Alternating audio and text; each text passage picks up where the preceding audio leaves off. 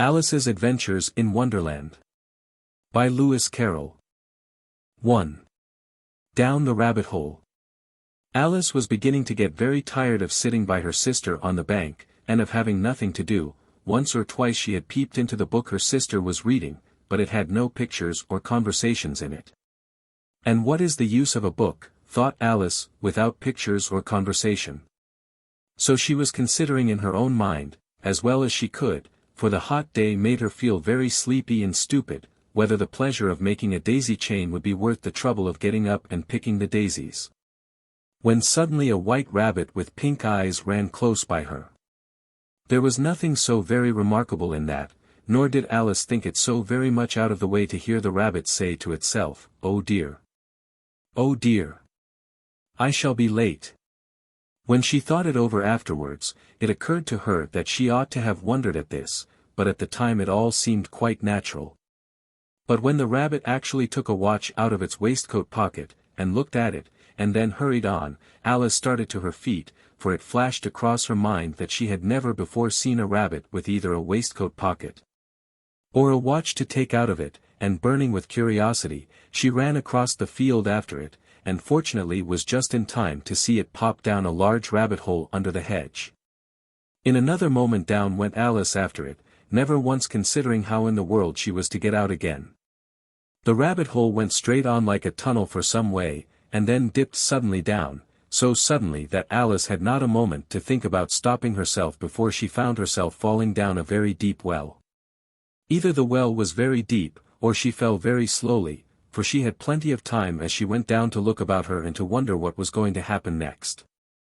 First, she tried to look down and make out what she was coming to, but it was too dark to see anything.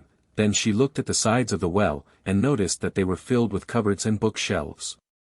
Here and there she saw maps and pictures hung upon pegs. She took down a jar from one of the shelves as she passed. It was labeled orange marmalade, but to her great disappointment it was empty. She did not like to drop the jar for fear of killing somebody, so managed to put it into one of the cupboards as she fell past it. Well, thought Alice to herself, after such a fall as this, I shall think nothing of tumbling downstairs. How brave they'll all think me at home. Why, I wouldn't say anything about it, even if I fell off the top of the house. Which was very likely true. Down, down, down. Would the fall never come to an end? I wonder how many miles I've fallen by this time, she said aloud. I must be getting somewhere near the center of the earth.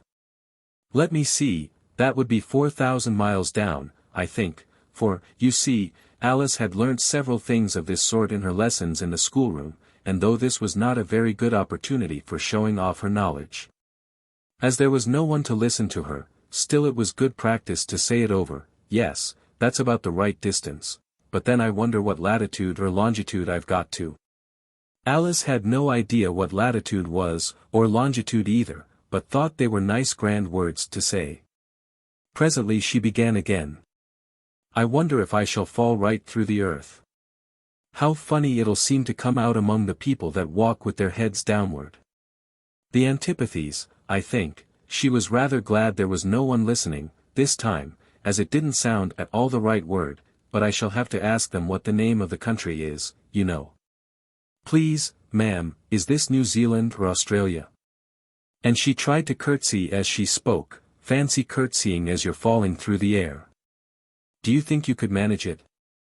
And what an ignorant little girl she'll think me for asking. No, it'll never do to ask, perhaps I shall see it written up somewhere. Down, down, down. There was nothing else to do, so Alice soon began talking again. Dinah'll miss me very much tonight, I should think. Dinah was the cat. I hope they'll remember her saucer of milk at tea time. Dinah, my dear. I wish you were down here with me. There are no mice in the air, I'm afraid, but you might catch a bat, and that's very like a mouse, you know. But do cats eat bats, I wonder? And here Alice began to get rather sleepy, and went on saying to herself, in a dreamy sort of way, do cats eat bats? Do cats eat bats, and sometimes, do bats eat cats? For, you see, as she couldn't answer either question, it didn't much matter which way she put it. She felt that she was dozing off, and had just begun to dream that she was walking hand in hand with Dinah, and saying to her very earnestly, "Now, Dinah, tell me the truth, did you ever eat a bat?" when suddenly, thump! Thump! Down she came upon a heap of sticks and dry leaves, and the fall was over. Alice was not a bit hurt, and she jumped up onto her feet in a moment. She looked up, but it was all dark overhead. Before her was another long passage, and the white rabbit was still in sight, hurrying down it. There was not a moment to be lost. Away went Alice like the wind, and was just in time to hear it say, as it turned a corner, "Oh my ears and whiskers, how late it's getting." She was close behind it when she turned the corner, but the rabbit was no longer to be seen. She found herself in a long, low hall, which was lit up by a row of lamps hanging from the roof. There were doors all round the hall, but they were all locked, and when Alice had been all the way down one side and up the other, trying every door, she walked sadly down the middle, wondering how she was ever to get out again. Suddenly she came upon a little three-legged table, all made of solid glass. There was nothing on it except a tiny golden key, and Alice's first thought was that it might belong to one of the doors of the hall, but, alas! Either the locks were too large or the key was too small, but at any rate it would not open any of them. However, on the second time round, she came upon a low curtain she had not noticed before, and behind it was a little door about 15 inches high. She tried the little golden key in the lock, and to her great delight it fitted. Alice opened the door and found that it led into a small passage, not much larger than a rat-hole. She knelt down and looked along the passage into the loveliest garden you ever saw. How she longed to get out of that dark hall, and wander about among those beds of bright flowers and those cool fountains, but she could not even get her head through the doorway. "And even if my head would go through," thought poor Alice, "it would be of very little use without my shoulders. Oh, how I wish I could shut up like a telescope. I think I could, if I only know how to begin."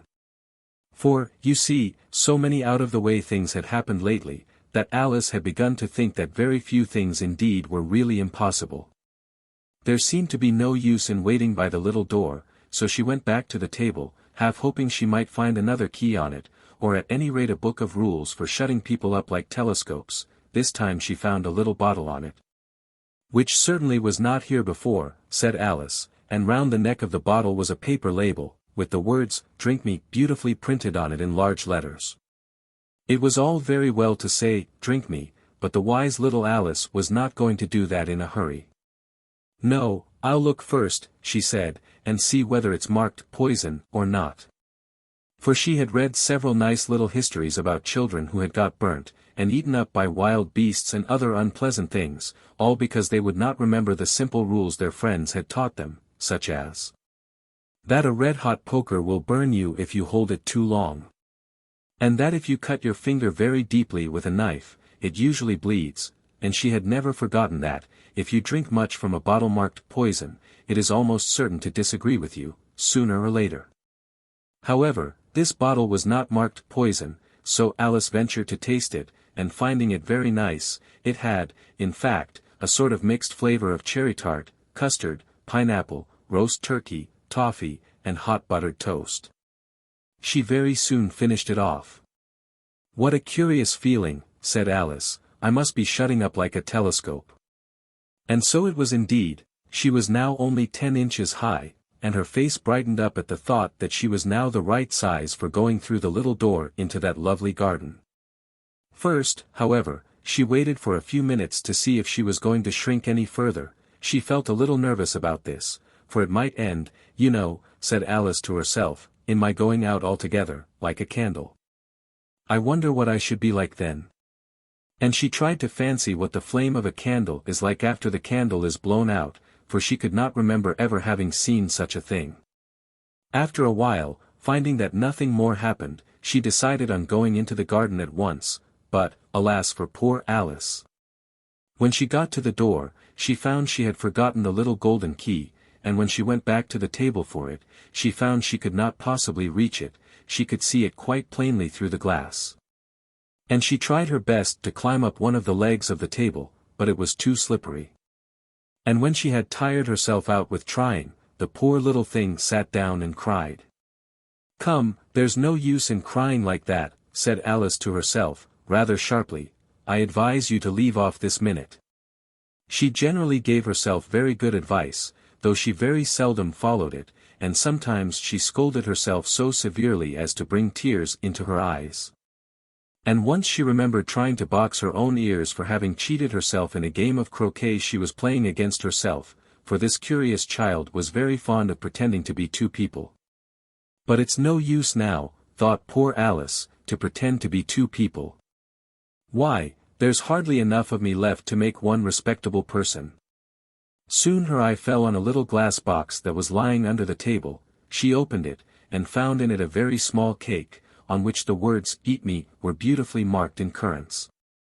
"Well, I'll eat it," said Alice, "and if it makes me grow larger, I can reach the key, and if it makes me grow smaller, I can creep under the door, so either way I'll get into the garden, and I don't care which happens." She ate a little bit, and said anxiously to herself, "Which way? Which way?" Holding her hand on the top of her head to feel which way it was growing, and she was quite surprised to find that she remained the same size. To be sure, this generally happens when one eats cake. But Alice had got so much into the way of expecting nothing but out-of-the-way things to happen, that it seemed quite dull and stupid for life to go on in the common way. So she set to work, and very soon finished off the cake. How do you find this book? Any thoughts about the book or the author? Any suggestion for improvement? Please take a moment to share your thoughts in a comment. If you like it, share it with your friends who might enjoy it as well. Subscribe to keep in touch. Visit CompleteAudiobooks.com for more quality content. 2. The Pool of Tears. "Curiouser and curiouser," cried Alice. She was so much surprised, that for the moment she quite forgot how to speak good English. "Now I'm opening out like the largest telescope that ever was. Goodbye, feet." For when she looked down at her feet, they seemed to be almost out of sight, they were getting so far off. "Oh, my poor little feet, I wonder who will put on your shoes and stockings for you now, dears? I'm sure I shan't be able. I shall be a great deal too far off to trouble myself about you. You must manage the best way you can, but I must be kind to them," thought Alice, "or perhaps they won't walk the way I want to go. Let me see, I'll give them a new pair of boots every Christmas." And she went on planning to herself how she would manage it. "They must go by the carrier," she thought, "and how funny it'll seem, sending presents to one's own feet. And how odd the directions will look. Alice's right foot, ESQ. Hearthrug. Near the fender. With Alice's love. Oh dear, what nonsense I'm talking." Just then her head struck against the roof of the hall. In fact she was now more than 9 feet high, and she at once took up the little golden key and hurried off to the garden door. Poor Alice! It was as much as she could do, lying down on one side, to look through into the garden with one eye, but to get through was more hopeless than ever. She sat down and began to cry again. "You ought to be ashamed of yourself," said Alice, "a great girl like you," she might well say this, "to go on crying in this way. Stop this moment, I tell you." But she went on all the same, shedding gallons of tears, until there was a large pool all round her, about 4 inches deep and reaching half down the hall. After a time she heard a little pattering of feet in the distance, and she hastily dried her eyes to see what was coming. It was the White Rabbit returning, splendidly dressed, with a pair of white kid gloves in one hand and a large fan in the other. He came trotting along in a great hurry, muttering to himself as he came, "Oh! The Duchess, the Duchess! Oh! Won't she be savage if I've kept her waiting?" Alice felt so desperate that she was ready to ask help of anyone. So, when the rabbit came near her, she began, in a low, timid voice, "If you please, sir." The rabbit started violently, dropped the white kid gloves and the fan, and scurried away into the darkness as hard as he could go. Alice took up the fan and gloves, and, as the hall was very hot, she kept fanning herself all the time she went on talking, "Dear, dear! How queer everything is today. And yesterday things went on just as usual. I wonder if I've been changed in the night. Let me think, was I the same when I got up this morning? I almost think I can remember feeling a little different. But if I'm not the same, the next question is, who in the world am I? Ah, that's the great puzzle. And she began thinking over all the children she knew that were of the same age as herself, to see if she could have been changed for any of them. I'm sure I'm not Ada, she said, for her hair goes in such long ringlets, and mine doesn't go in ringlets at all, and I'm sure I can't be Mabel, for I know all sorts of things, and she, oh. She knows such a very little. Besides, she's she, and I'm I, and, oh dear, how puzzling it all is. I'll try if I know all the things I used to know. Let me see, 4 times 5 is 12, and 4 times 6 is 13, and 4 times 7 is, oh dear. I shall never get to 20 at that rate. However, the multiplication table doesn't signify, let's try geography. London is the capital of Paris, and Paris is the capital of Rome, and Rome, no, that's all wrong, I'm certain. I must have been changed for Mabel. I'll try and say, how doth the little, and she crossed her hands on her lap as if she were saying lessons, and began to repeat it, but her voice sounded hoarse and strange. And the words did not come the same as they used to do. How doth the little crocodile improve his shining tail, and pour the waters of the Nile on every golden scale? How cheerfully he seems to grin, how neatly spread his claws, and welcome little fishes in, with gently smiling jaws. I'm sure those are not the right words, said poor Alice, and her eyes filled with tears again as she went on. I must be Mabel after all, and I shall have to go and live in that poky little house, and have next to no toys to play with, and oh, ever so many lessons to learn. No, I've made up my mind about it, if I'm Mabel, I'll stay down here. It'll be no use their putting their heads down and saying, come up again, dear. I shall only look up and say, who am I then? Tell me that first, and then, if I like being that person, I'll come up, if not, I'll stay down here till I'm somebody else. But, oh dear, cried Alice, with a sudden burst of tears, I do wish they would put their heads down. I am so very tired of being all alone here. As she said this she looked down at her hands, and was surprised to see that she had put on one of the rabbit's little white kid gloves while she was talking. How can I have done that, she thought. I must be growing small again. She got up and went to the table to measure herself by it, and found that, as nearly as she could guess, she was now about 2 feet high, and was going on shrinking rapidly. She soon found out that the cause of this was the fan she was holding.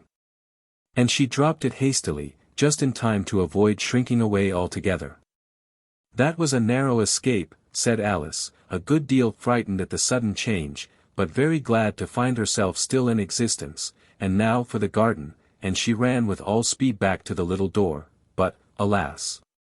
The little door was shut again, and the little golden key was lying on the glass table as before, and things are worse than ever, thought the poor child, for I never was so small as this before, never. And I declare it's too bad, that it is. As she said these words her foot slipped, and in another moment, splash! She was up to her chin in salt water.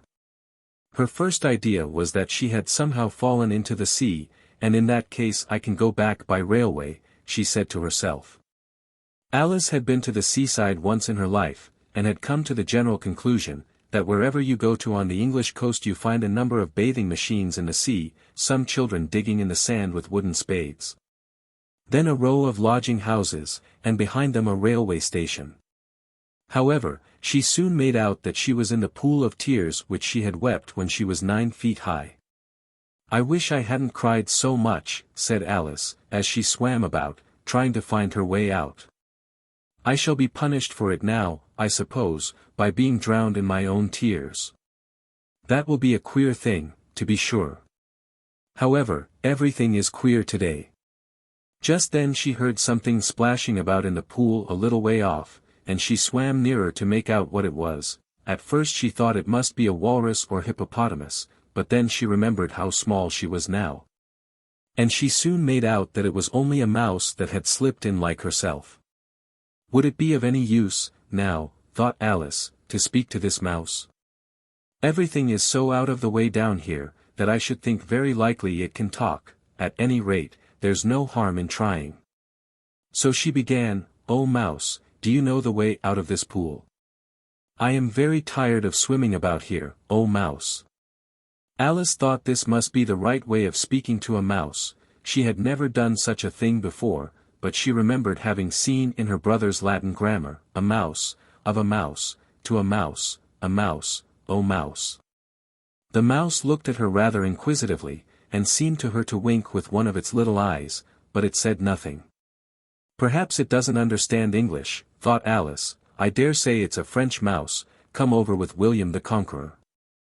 For, with all her knowledge of history, Alice had no very clear notion how long ago anything had happened. So she began again, "Oh est ma chat," which was the first sentence in her French lesson book. The mouse gave a sudden leap out of the water, and seemed to quiver all over with fright. "Oh, I beg your pardon," cried Alice hastily, afraid that she had hurt the poor animal's feelings. "I quite forgot you didn't like cats." "Not like cats?" cried the mouse, in a shrill, passionate voice. "Would you like cats if you were me?" "Well, perhaps not," said Alice in a soothing tone, "don't be angry about it. And yet I wish I could show you our cat Dinah. I think you'd take a fancy to cats if you could only see her. She is such a dear quiet thing," Alice went on, half to herself, as she swam lazily about in the pool, "and she sits purring so nicely by the fire, licking her paws and washing her face, and she is such a nice soft thing to nurse, and she's such a capital one for catching mice." "Oh, I beg your pardon," cried Alice again, for this time the mouse was bristling all over, and she felt certain it must be really offended. "We won't talk about her any more if you'd rather not." "We indeed," cried the mouse, who was trembling down to the end of his tail. "As if I would talk on such a subject.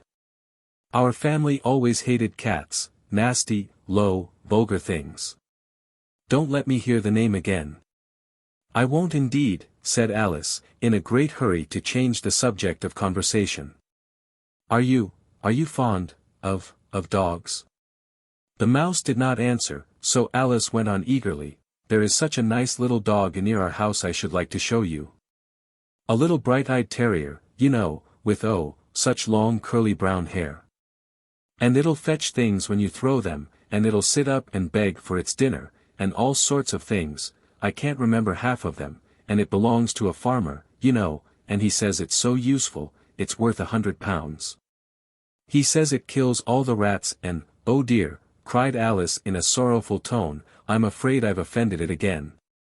For the mouse was swimming away from her as hard as it could go, and making quite a commotion in the pool as it went. So she called softly after it, "Mouse dear, do come back again, and we won't talk about cats or dogs either, if you don't like them." When the mouse heard this, it turned round and swam slowly back to her. Its face was quite pale, with passion, Alice thought, and it said in a low trembling voice, "Let us get to the shore, and then I'll tell you my history. And you'll understand why it is I hate cats and dogs." It was high time to go, for the pool was getting quite crowded with the birds and animals that had fallen into it. There were a duck and a dodo, a lory and an eaglet and several other curious creatures. Alice led the way, and the whole party swam to the shore. 3. A Caucus-Race and a Long Tail. They were indeed a queer-looking party that assembled on the bank, the birds with draggled feathers, the animals with their fur clinging close to them, and all dripping wet, cross, and uncomfortable. The first question of course was, how to get dry again. They had a consultation about this, and after a few minutes it seemed quite natural to Alice to find herself talking familiarly with them, as if she had known them all her life.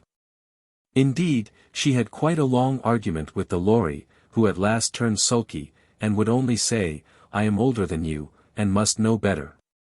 And this Alice would not allow without knowing how old it was, and, as the lory positively refused to tell its age, there was no more to be said.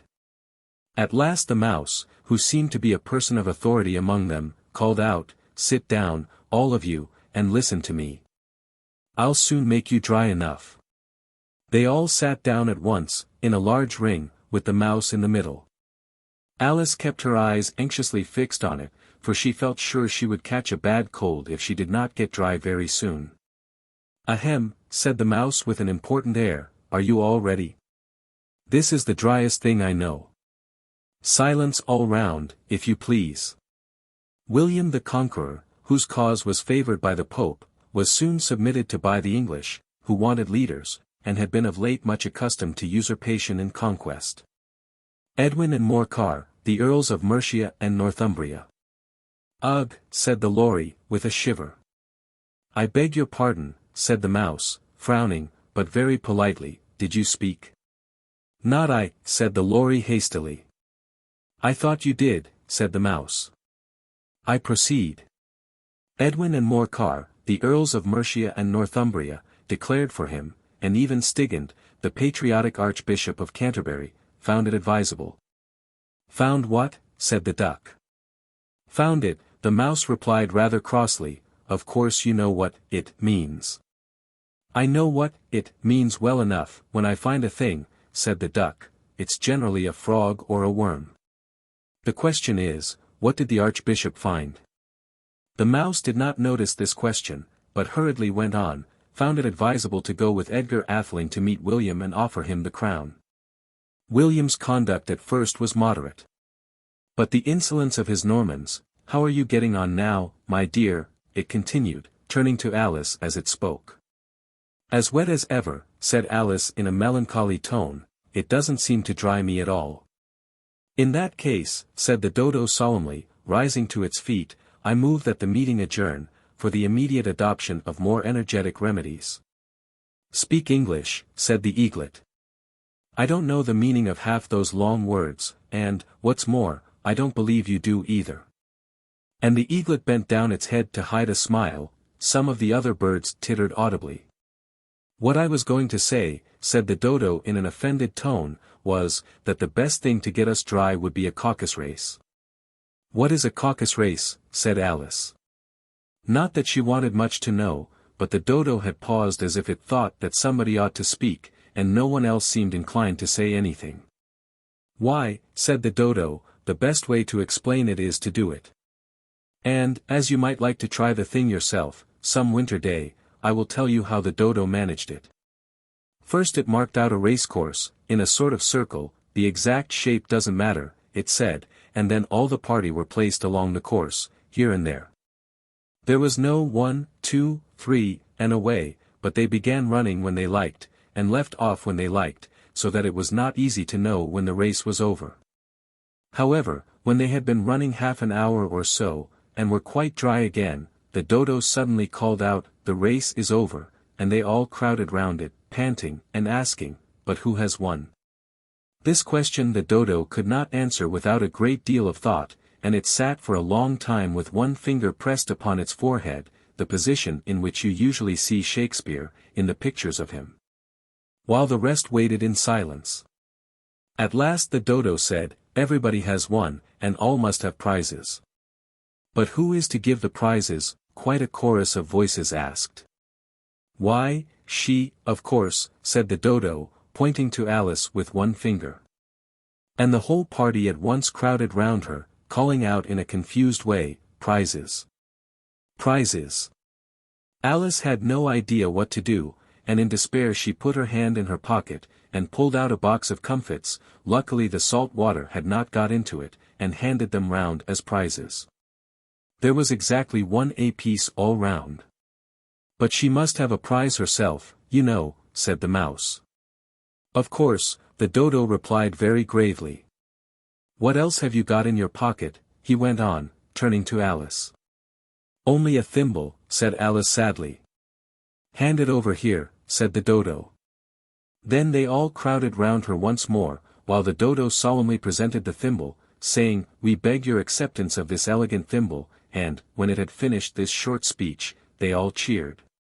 Alice thought the whole thing very absurd, but they all looked so grave that she did not dare to laugh, and, as she could not think of anything to say, she simply bowed, and took the thimble, looking as solemn as she could. The next thing was to eat the comfits, this caused some noise and confusion, as the large birds complained that they could not taste theirs, and the small ones choked and had to be patted on the back. However, it was over at last, and they sat down again in a ring, and begged the mouse to tell them something more. "You promised to tell me your history, you know," said Alice, "and why it is you hate C&D, she added in a whisper, half afraid that it would be offended again. "Mine is a long and a sad tale," said the mouse, turning to Alice, and sighing. "It is a long tale, certainly," said Alice, looking down with wonder at the mouse's tail, "but why do you call it sad?" And she kept on puzzling about it while the mouse was speaking. So that her idea of the tale was something like this. Fury said to a mouse that he met in the house, "Let us both go to law. I will prosecute you. Come, I'll take no denial. We must have a trial. For really, this morning I've nothing to do," said the mouse to the cur. "Such a trial, dear sir, with no jury or judge, would be wasting our breath.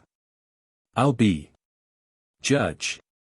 I'll be jury," said cunning old Fury. "I'll try the whole cause and condemn you to death." "You are not attending," said the mouse to Alice severely. "What are you thinking of?"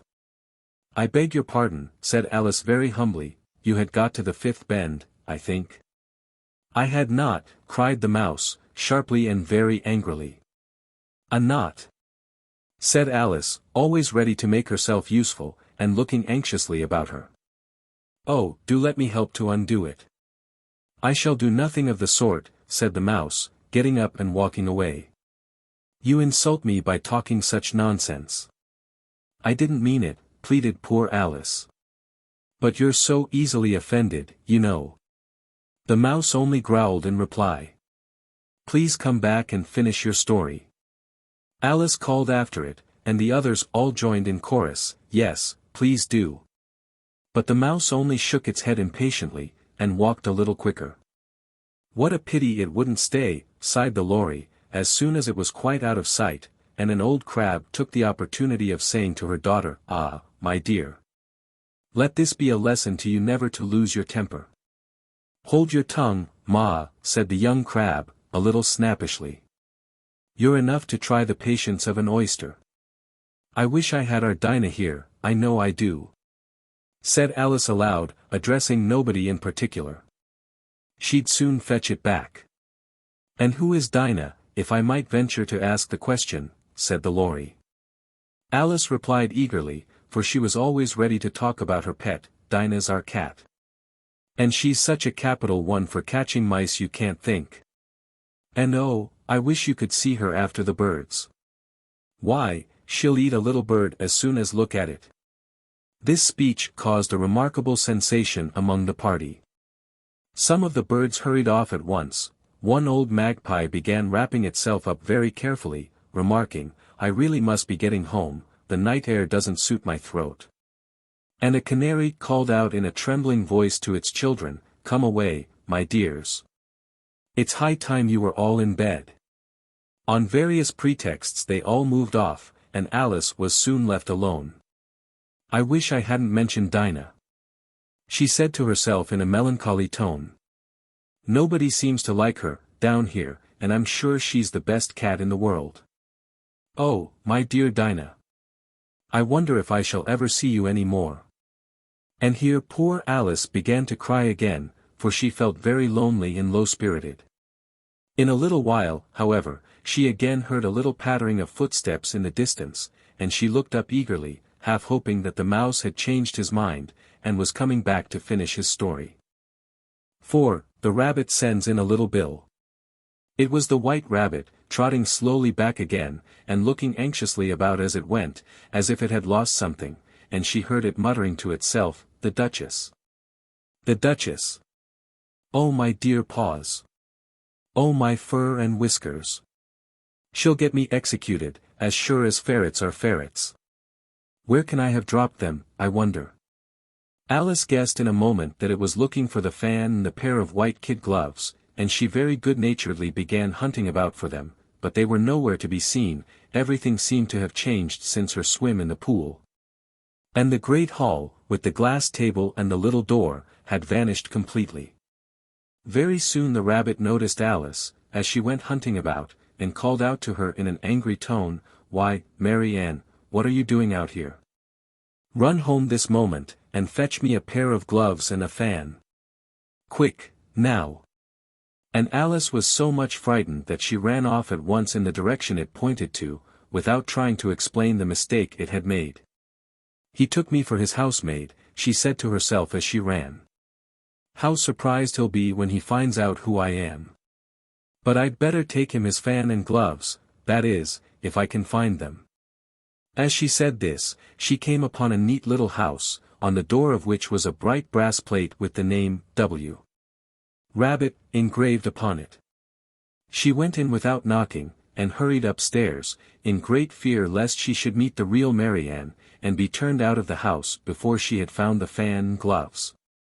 "How queer it seems," Alice said to herself, "to be going messages for a rabbit. I suppose Dinah'll be sending me on messages next." And she began fancying the sort of thing that would happen. "Miss Alice. Come here directly, and get ready for your walk. Coming in a minute, nurse. But I've got to see that the mouse doesn't get out. Only I don't think," Alice went on, "that they'd let Dinah stop in the house if it began ordering people about like that." By this time she had found her way into a tidy little room with a table in the window, and on it, as she had hoped, a fan and 2 or 3 pairs of tiny white kid gloves. She took up the fan and a pair of the gloves, and was just going to leave the room, when her eye fell upon a little bottle that stood near the looking-glass. There was no label this time with the words, "Drink me," but nevertheless she uncorked it and put it to her lips. "I know something interesting is sure to happen," she said to herself, "whenever I eat or drink anything. So I'll just see what this bottle does. I do hope it'll make me grow large again, for really I'm quite tired of being such a tiny little thing." It did so indeed, and much sooner than she had expected. Before she had drunk half the bottle, she found her head pressing against the ceiling, and had to stoop to save her neck from being broken. She hastily put down the bottle, saying to herself, "That's quite enough, I hope I shan't grow any more. As it is, I can't get out at the door. I do wish I hadn't drunk quite so much." Alas! It was too late to wish that. She went on growing, and very soon had to kneel down on the floor. In another minute there was not even room for this, and she tried the effect of lying down with one elbow against the door, and the other arm curled round her head. Still she went on growing, and, as a last resource, she put one arm out of the window, and one foot up the chimney, and said to herself, "Now I can do no more, whatever happens. What will become of me?" Luckily for Alice, the little magic bottle had now had its full effect, and she grew no larger. Still it was very uncomfortable, and, as there seemed to be no sort of chance of her ever getting out of the room again, no wonder she felt unhappy. It was much pleasanter at home, thought poor Alice, when one wasn't always growing larger and smaller, and being ordered about by mice and rabbits. "I almost wish I hadn't gone down that rabbit hole, and yet, it's rather curious, you know, this sort of life. I do wonder what can have happened to me. When I used to read fairy tales, I fancied that kind of thing never happened, and now here I am in the middle of one. There ought to be a book written about me, that there ought. And when I grow up, I'll write one, but I'm grown up now," she added in a sorrowful tone. "At least there's no room to grow up any more here.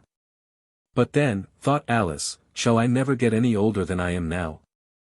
That'll be a comfort, one way, never to be an old woman, but then, always to have lessons to learn.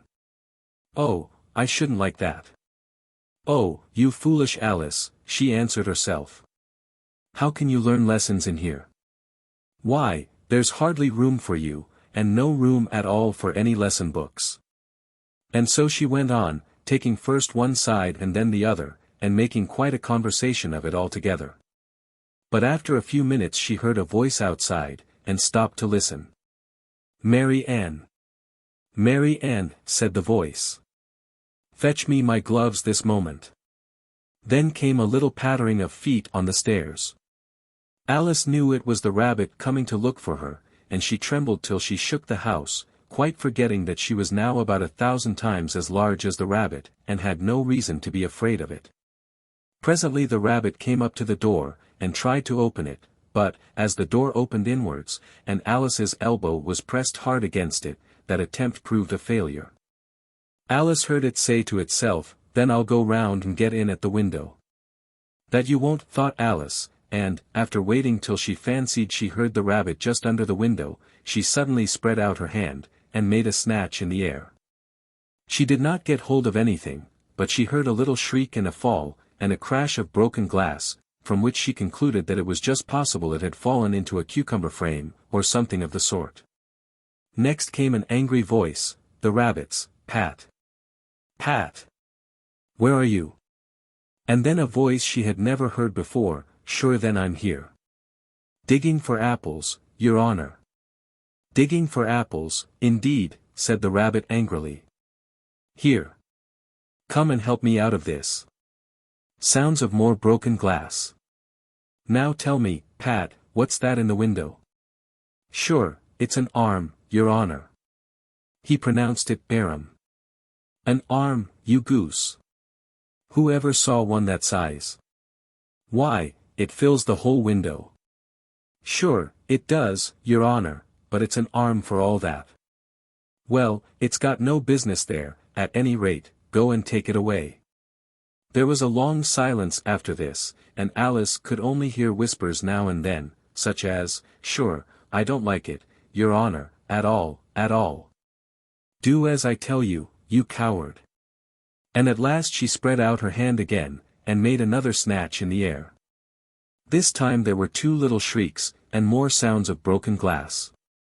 What a number of cucumber frames there must be, thought Alice. I wonder what they'll do next. As for pulling me out of the window, I only wish they could.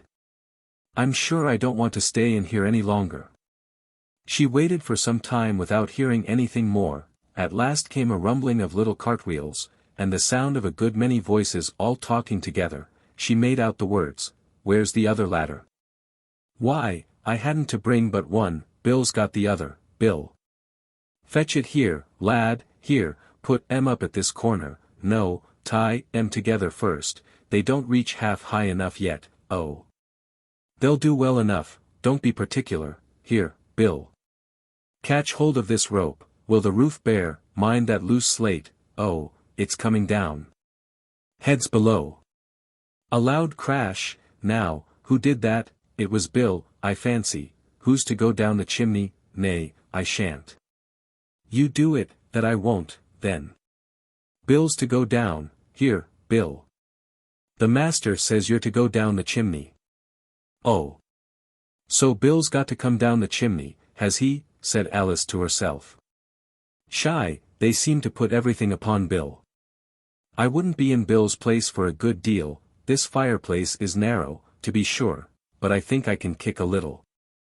She drew her foot as far down the chimney as she could, and waited till she heard a little animal, she couldn't guess of what sort it was, scratching and scrambling about in the chimney close above her. Then, saying to herself, this is Bill. She gave one sharp kick, and waited to see what would happen next. The first thing she heard was a general chorus of, there goes Bill, then the rabbit's voice along, catch him, you by the hedge. Then silence, and then another confusion of voices, hold up his head, brandy now, don't choke him, how was it, old fellow? What happened to you? Tell us all about it. Last came a little feeble, squeaking voice, that's Bill, thought Alice, well, I hardly know, no more, thank ye. I'm better now, but I'm a deal too flustered to tell you, all I know is, something comes at me like a jack-in-the-box, and up I goes like a skyrocket." "So you did, old fellow," said the others. "We must burn the house down," said the rabbit's voice, and Alice called out as loud as she could, "If you do, I'll set Dinah at you." There was a dead silence instantly, and Alice thought to herself, "I wonder what they will do next. If they had any sense, they'd take the roof off." After a minute or two, they began moving about again, and Alice heard the rabbit say, "A barrowful will do, to begin with." A barrowful of what, thought Alice. But she had not long to doubt, for the next moment a shower of little pebbles came rattling in at the window, and some of them hit her in the face.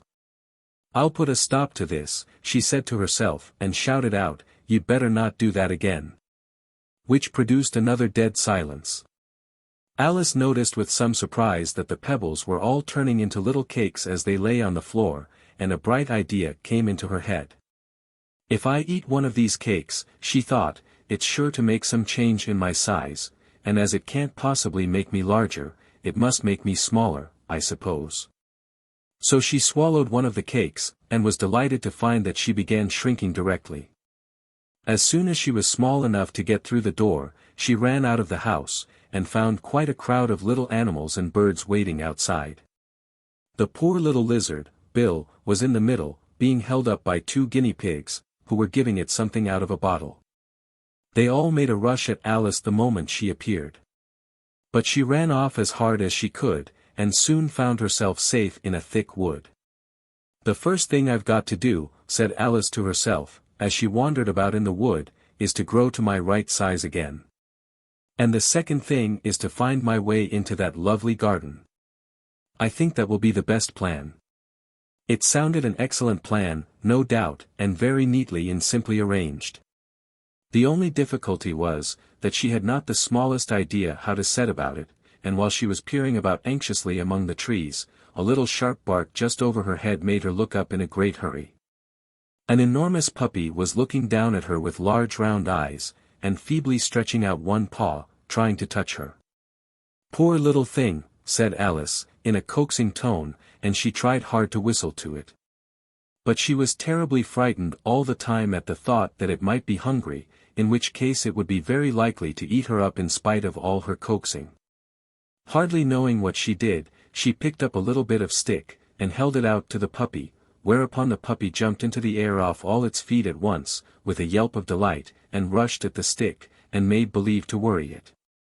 Then Alice dodged behind a great thistle, to keep herself from being run over, and the moment she appeared on the other side, the puppy made another rush at the stick, and tumbled head over heels in its hurry to get hold of it. Then Alice, thinking it was very like having a game of play with a cart horse, and expecting every moment to be trampled under its feet, ran round the thistle again. Then the puppy began a series of short charges at the stick, running a very little way forwards each time and a long way back, and barking hoarsely all the while, till at last it sat down a good way off, panting, with its tongue hanging out of its mouth, and its great eyes half shut. This seemed to Alice a good opportunity for making her escape, so she set off at once, and ran till she was quite tired and out of breath, and till the puppy's bark sounded quite faint in the distance. "And yet what a dear little puppy it was," said Alice, as she leant against a buttercup to rest herself, and fanned herself with one of the leaves. "I should have liked teaching it tricks very much, if I'd only been the right size to do it. Oh dear! I'd nearly forgotten that I've got to grow up again. Let me see, how is it to be managed? I suppose I ought to eat or drink something or other, but the great question is, what?" The great question certainly was, what?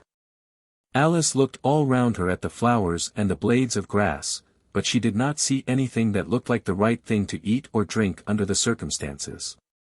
There was a large mushroom growing near her, about the same height as herself, and when she had looked under it, and on both sides of it, and behind it, it occurred to her that she might as well look and see what was on the top of it. She stretched herself up on tiptoe, and peeped over the edge of the mushroom, and her eyes immediately met those of a large caterpillar, that was sitting on the top with its arms folded, quietly smoking a long hookah, and taking not the smallest notice of her or of anything else.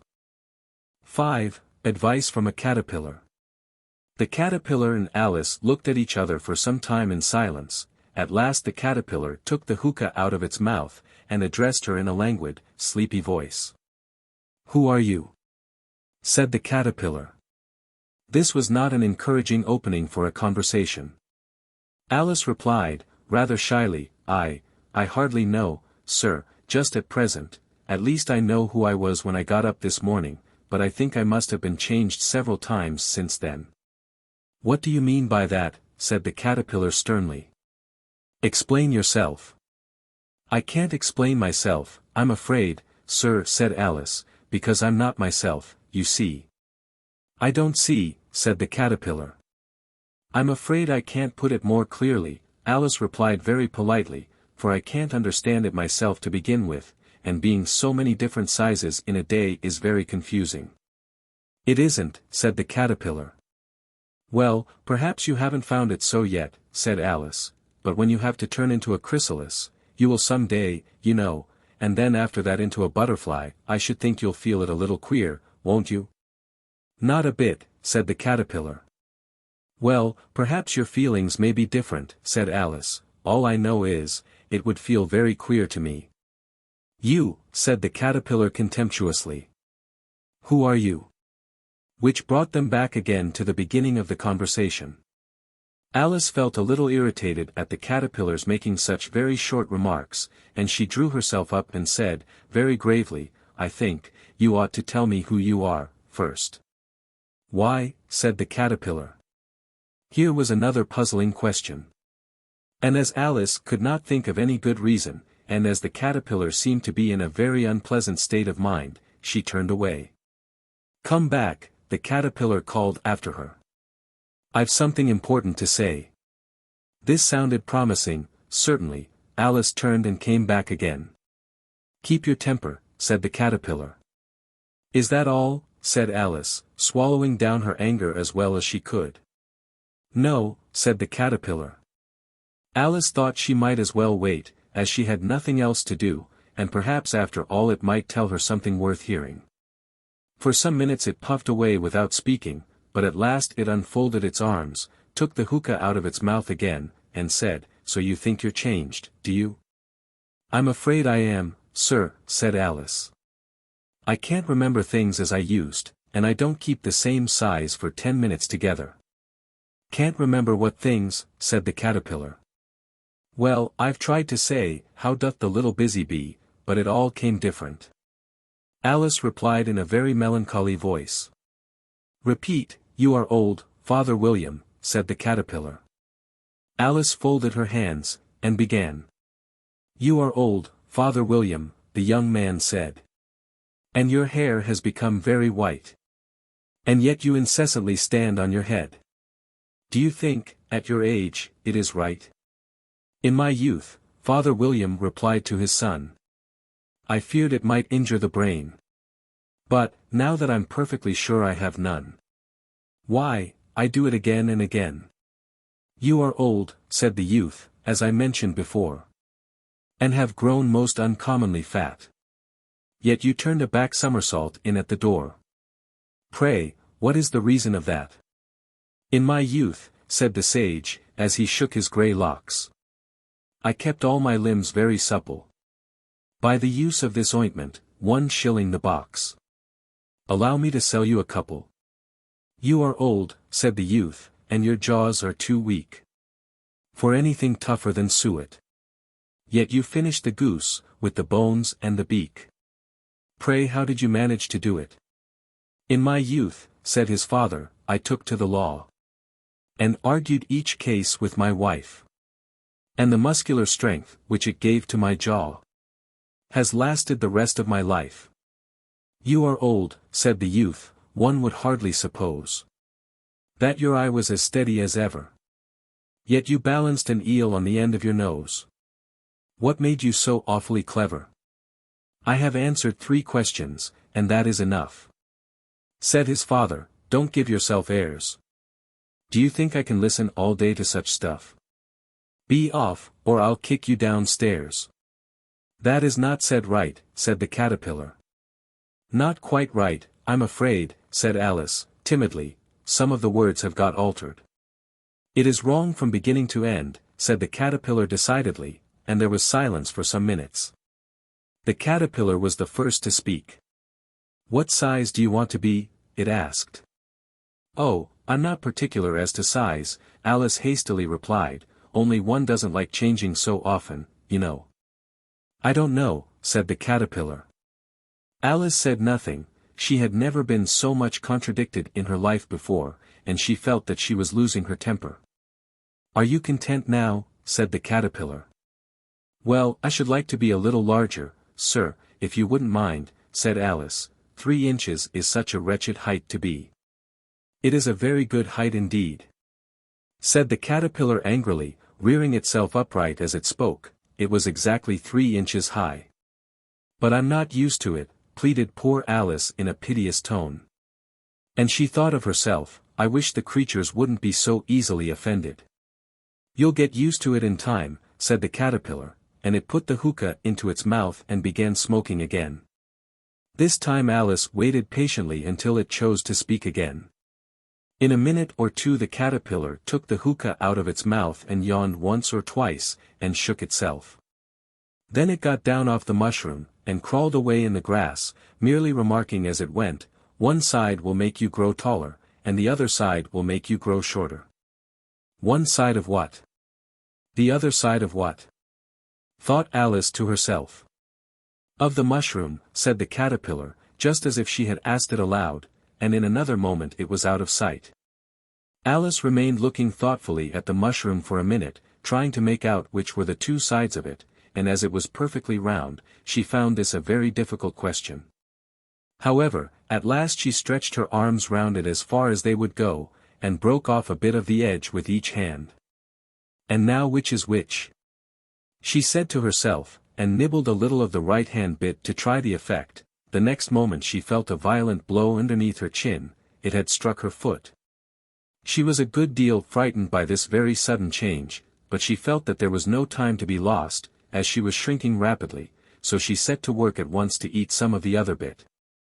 Her chin was pressed so closely against her foot, that there was hardly room to open her mouth, but she did it at last, and managed to swallow a morsel of the left-hand bit. Come, my head's free at last, said Alice in a tone of delight, which changed into alarm in another moment, when she found that her shoulders were nowhere to be found. All she could see, when she looked down, was an immense length of neck, which seemed to rise like a stalk out of a sea of green leaves that lay far below her. What can all that green stuff be? Said Alice. And where have my shoulders got to? And oh, my poor hands, how is it I can't see you? She was moving them about as she spoke, but no result seemed to follow, except a little shaking among the distant green leaves. As there seemed to be no chance of getting her hands up to her head, she tried to get her head down to them, and was delighted to find that her neck would bend about easily in any direction, like a serpent. She had just succeeded in curving it down into a graceful zigzag, and was going to dive in among the leaves, which she found to be nothing but the tops of the trees under which she had been wandering, when a sharp hiss made her draw back in a hurry. A large pigeon had flown into her face, and was beating her violently with its wings. Serpent, screamed the pigeon. I'm not a serpent, said Alice indignantly. Let me alone. Serpent, I say again, repeated the pigeon, but in a more subdued tone, and added with a kind of sob, I've tried every way, and nothing seems to suit them. I haven't the least idea what you're talking about, said Alice. I've tried the roots of trees, and I've tried banks, and I've tried hedges, the pigeon went on, without attending to her, but those serpents. There's no pleasing them.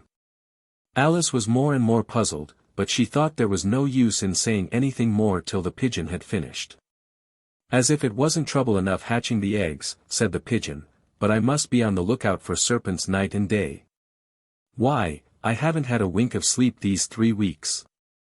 I'm very sorry you've been annoyed, said Alice, who was beginning to see its meaning. And just as I'd taken the highest tree in the wood, continued the pigeon, raising its voice to a shriek, and just as I was thinking I should be free of them at last, they must needs come wriggling down from the sky. Ugh, serpent! But I'm not a serpent, I tell you, said Alice. I'm a. Well.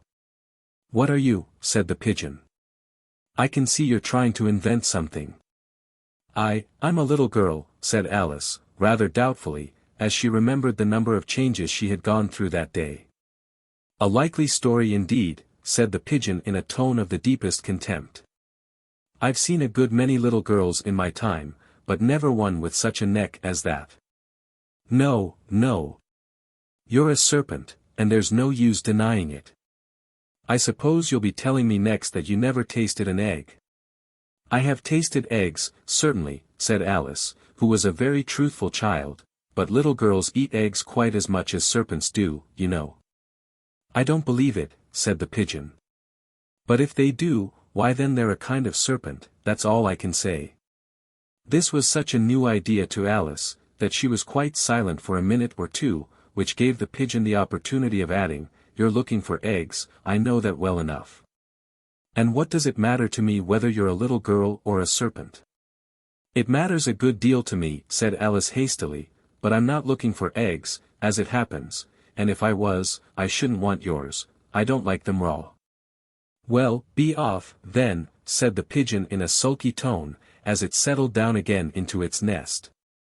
Alice crouched down among the trees as well as she could, for her neck kept getting entangled among the branches, and every now and then she had to stop and untwist it. After a while she remembered that she still held the pieces of mushroom in her hands, and she set to work very carefully, nibbling first at one and then at the other, and growing sometimes taller and sometimes shorter.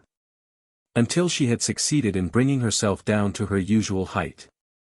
It was so long since she had been anything near the right size, that it felt quite strange at first, but she got used to it in a few minutes, and began talking to herself, as usual. Come, there's half my plan done now. How puzzling all these changes are. I'm never sure what I'm going to be, from one minute to another. However, I've got back to my right size, the next thing is, to get into that beautiful garden. How is that to be done, I wonder? As she said this, she came suddenly upon an open place, with a little house in it about 4 feet high. Whoever lives there, thought Alice, it'll never do to come upon them this size, why, I should frighten them out of their wits. So she began nibbling at the right-hand bit again, and did not venture to go near the house till she had brought herself down to 9 inches high. 6. Pig and Pepper. For a minute or two she stood looking at the house, and wondering what to do next, when suddenly a footman in livery came running out of the wood. She considered him to be a footman because he was in livery, otherwise. Judging by his face only, she would have called him a fish, and rapped loudly at the door with his knuckles.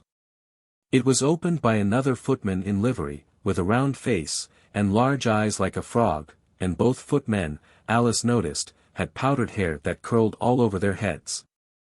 She felt very curious to know what it was all about, and crept a little way out of the wood to listen.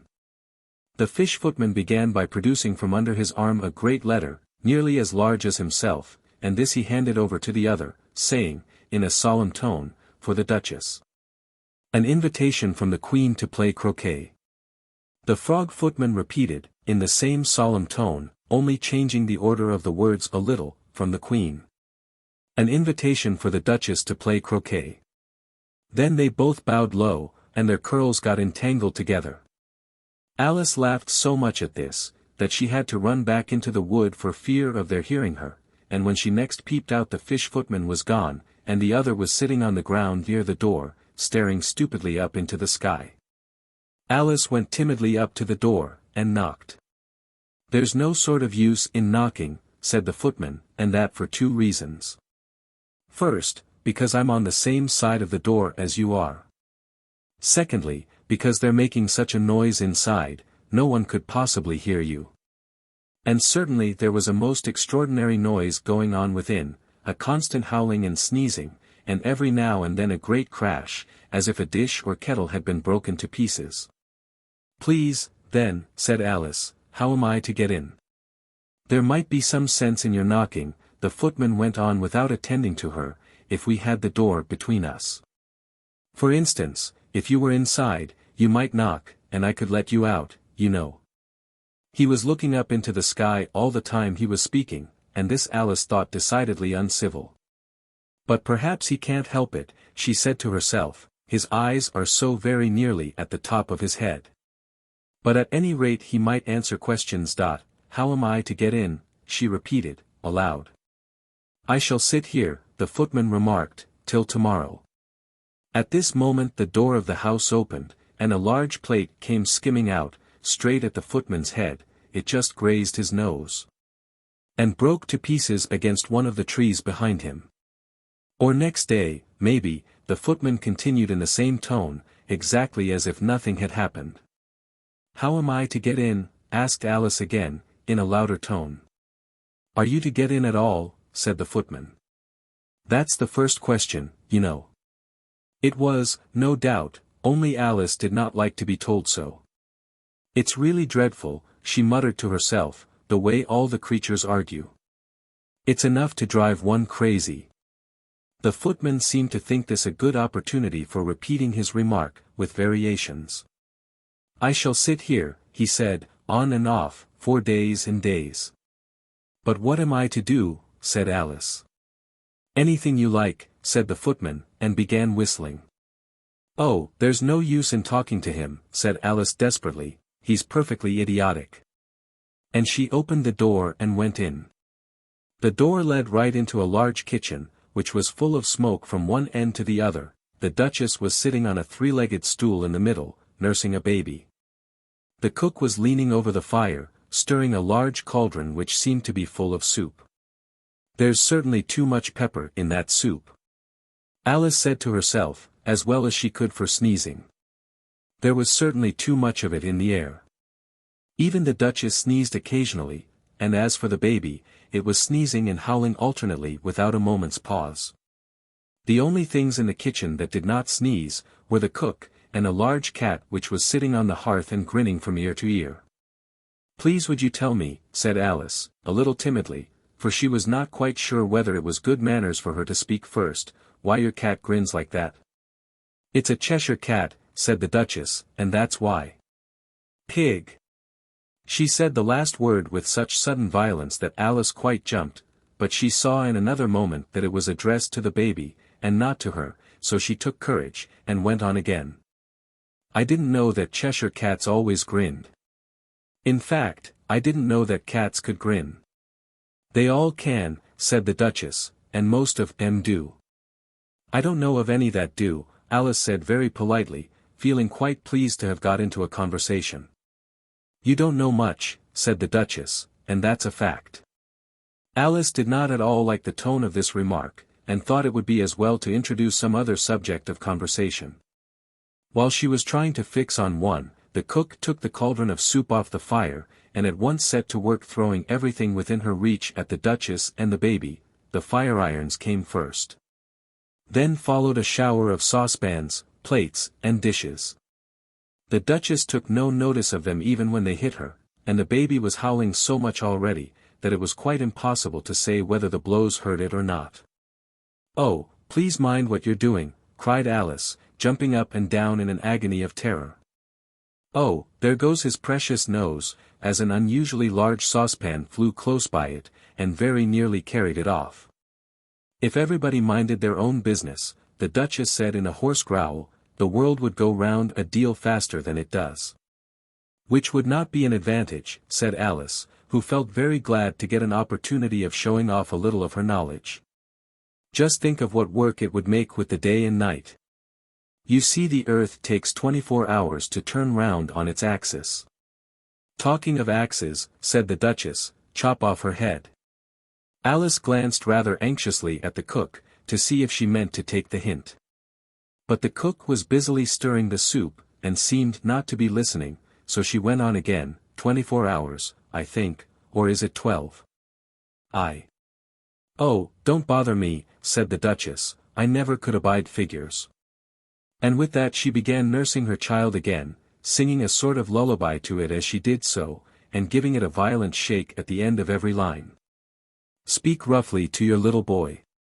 And beat him when he sneezes. He only does it to annoy. Because he knows it teases. chorus. In which the cook and the baby joined. Wow! Wow! Wow!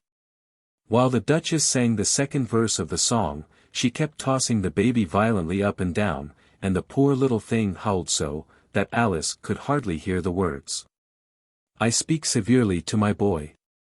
I beat him when he sneezes. For he can thoroughly enjoy the pepper when he pleases. Chorus. Wow! Wow!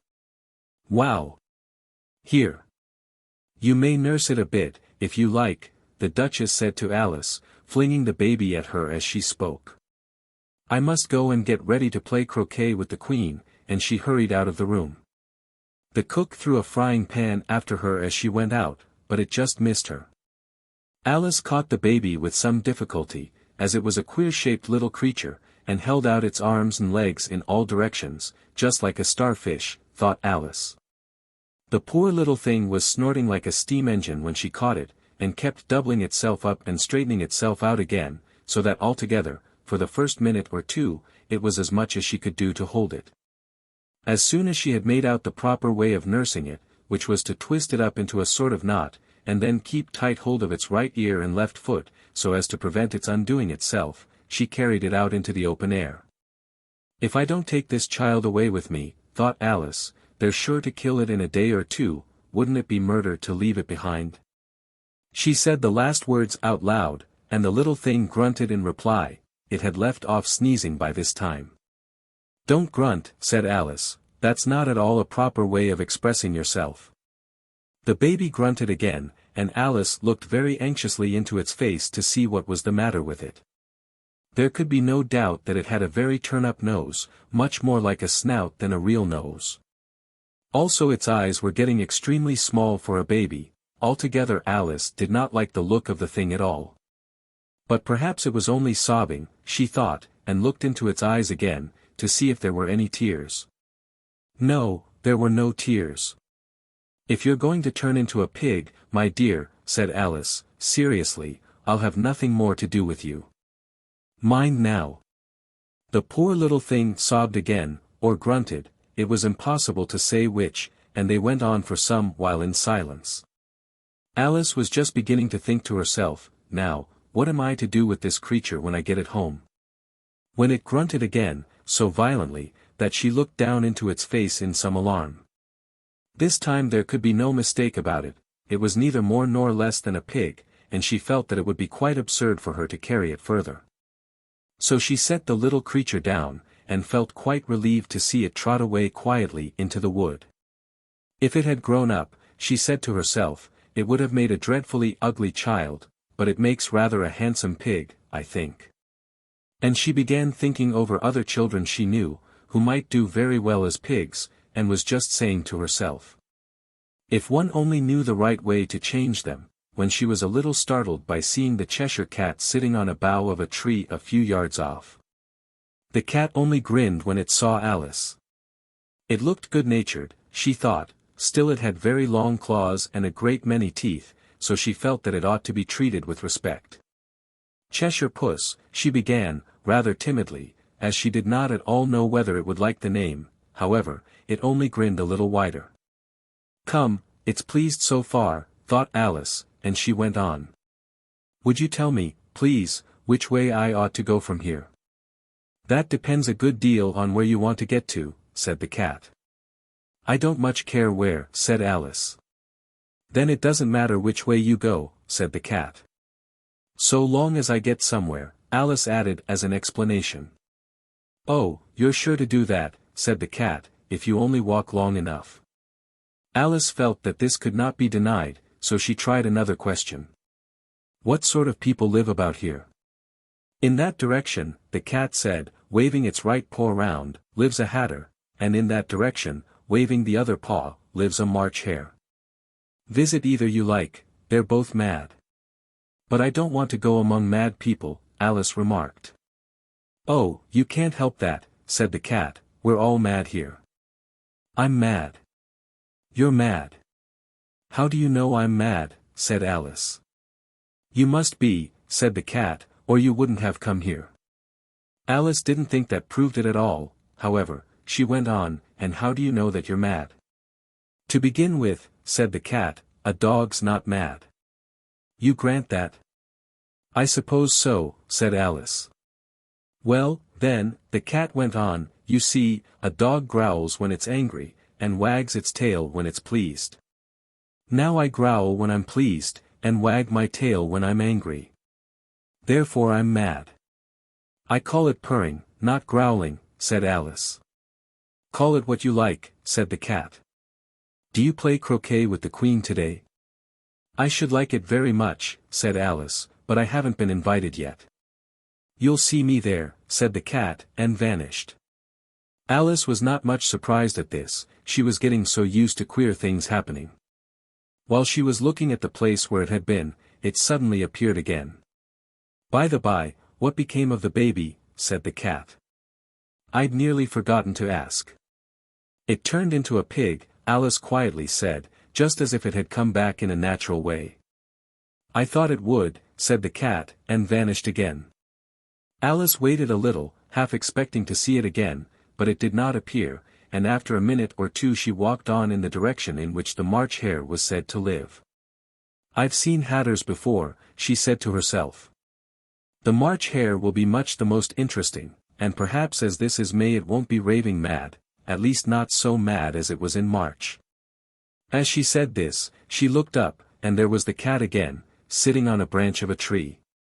Did you say pig, or fig? Said the cat. I said pig, replied Alice, and I wish you wouldn't keep appearing and vanishing so suddenly, you make one quite giddy. All right, said the cat. And this time it vanished quite slowly, beginning with the end of the tail, and ending with the grin, which remained some time after the rest of it had gone. Well, I've often seen a cat without a grin, thought Alice, but a grin without a cat. It's the most curious thing I ever saw in my life. She had not gone much farther before she came in sight of the house of the March Hare. She thought it must be the right house, because the chimneys were shaped like ears and the roof was thatched with fur. It was so large a house, that she did not like to go nearer till she had nibbled some more of the left-hand bit of mushroom, and raised herself to about 2 feet high. Even then she walked up towards it rather timidly, saying to herself, suppose it should be raving mad after all. I almost wish I'd gone to see the Hatter instead. 7. A mad tea party. There was a table set out under a tree in front of the house, and the March Hare and the Hatter were having tea at it. A dormouse was sitting between them, fast asleep, and the other two were using it as a cushion, resting their elbows on it, and talking over its head. Very uncomfortable for the dormouse, thought Alice, only, as it's asleep, I suppose it doesn't mind. The table was a large one, but the three were all crowded together at one corner of it, no room. No room. They cried out when they saw Alice coming. There's plenty of room, said Alice indignantly, and she sat down in a large armchair at one end of the table.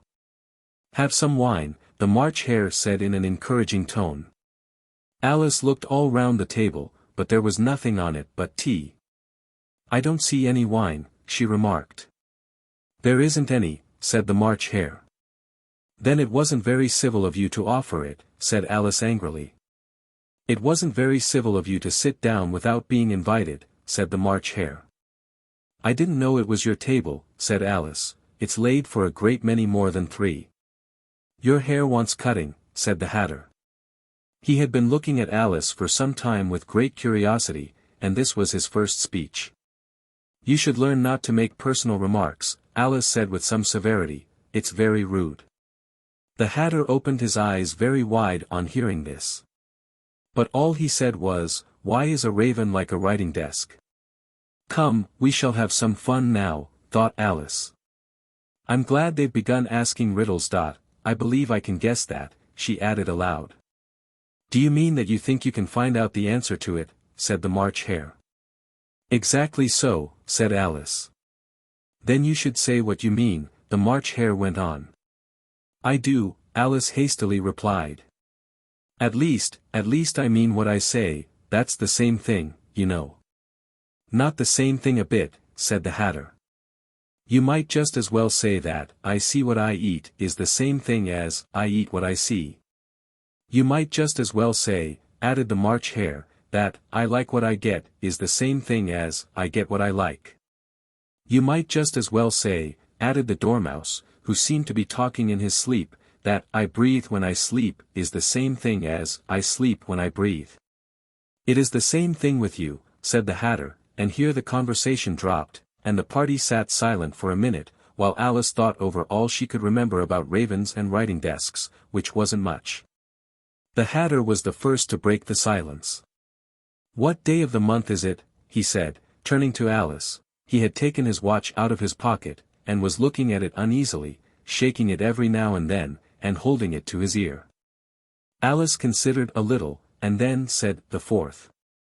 2 days wrong, sighed the Hatter. I told you butter wouldn't suit the works, he added looking angrily at the March Hare. It was the best butter, the March Hare meekly replied. Yes, but some crumbs must have got in as well, the Hatter grumbled, you shouldn't have put it in with the bread knife. The March Hare took the watch and looked at it gloomily, then he dipped it into his cup of tea, and looked at it again, but he could think of nothing better to say than his first remark, it was the best butter, you know. Alice had been looking over his shoulder with some curiosity. What a funny watch, she remarked. It tells the day of the month, and doesn't tell what o'clock it is. Why should it? Muttered the Hatter.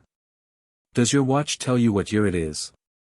Of course not, Alice replied very readily, but that's because it stays the same year for such a long time together. Which is just the case with mine, said the Hatter. Alice felt dreadfully puzzled. The Hatter's remark seemed to have no sort of meaning in it, and yet it was certainly English.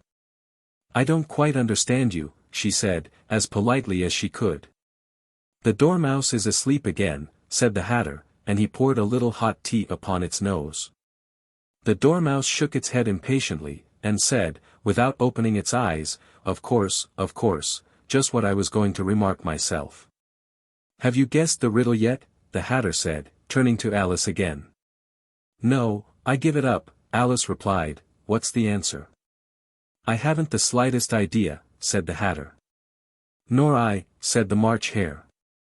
Alice sighed wearily. I think you might do something better with the time, she said, than waste it in asking riddles that have no answers. If you knew time as well as I do, said the Hatter, you wouldn't talk about wasting it. It's him. I don't know what you mean, said Alice. Of course you don't, the Hatter said, tossing his head contemptuously. I dare say you never even spoke to time. Perhaps not, Alice cautiously replied, but I know I have to beat time when I learn music. Ah! That accounts for it, said the Hatter. He won't stand beating. Now, if you only kept on good terms with him, he'd do almost anything you liked with the clock. For instance, suppose it were 9 o'clock in the morning, just time to begin lessons, you'd only have to whisper a hint to time, and round goes the clock in a twinkling. 1:30, time for dinner. I only wish it was, the March Hare said to itself in a whisper. That would be grand, certainly, said Alice thoughtfully, but then, I shouldn't be hungry for it, you know.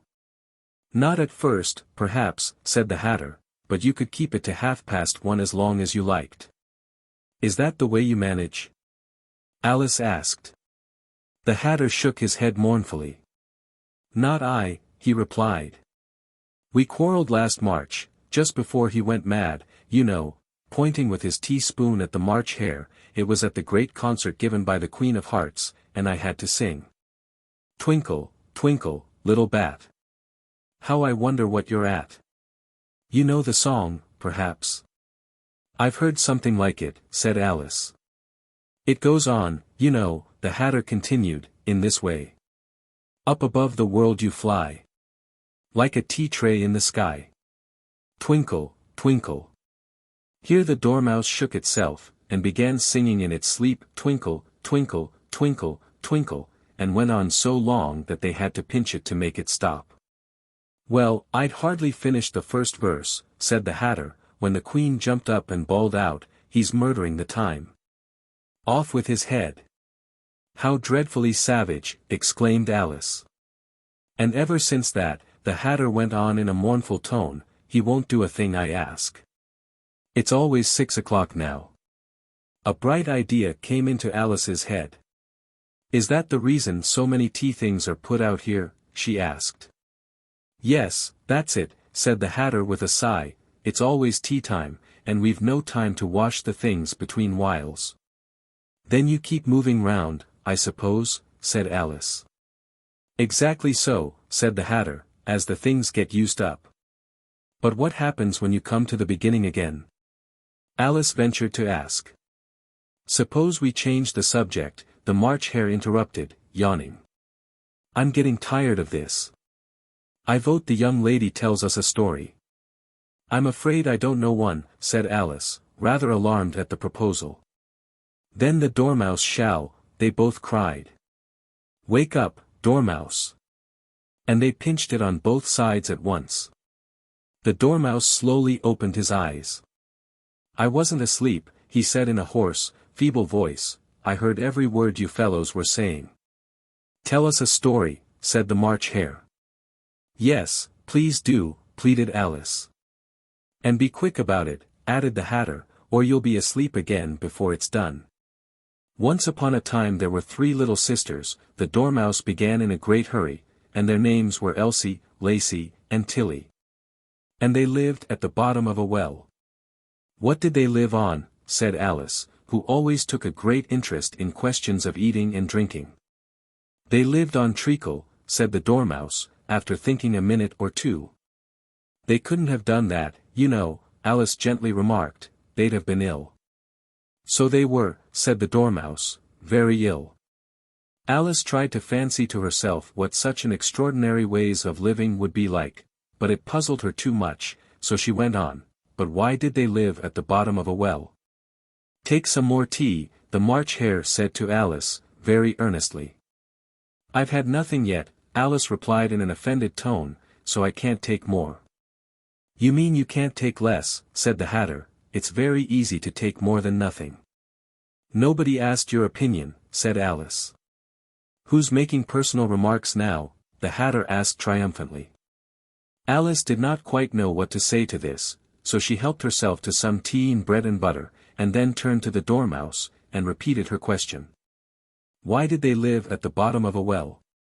The Dormouse again took a minute or two to think about it, and then said, "It was a treacle well." "There's no such thing." Alice was beginning very angrily, but the Hatter and the March Hare went sh.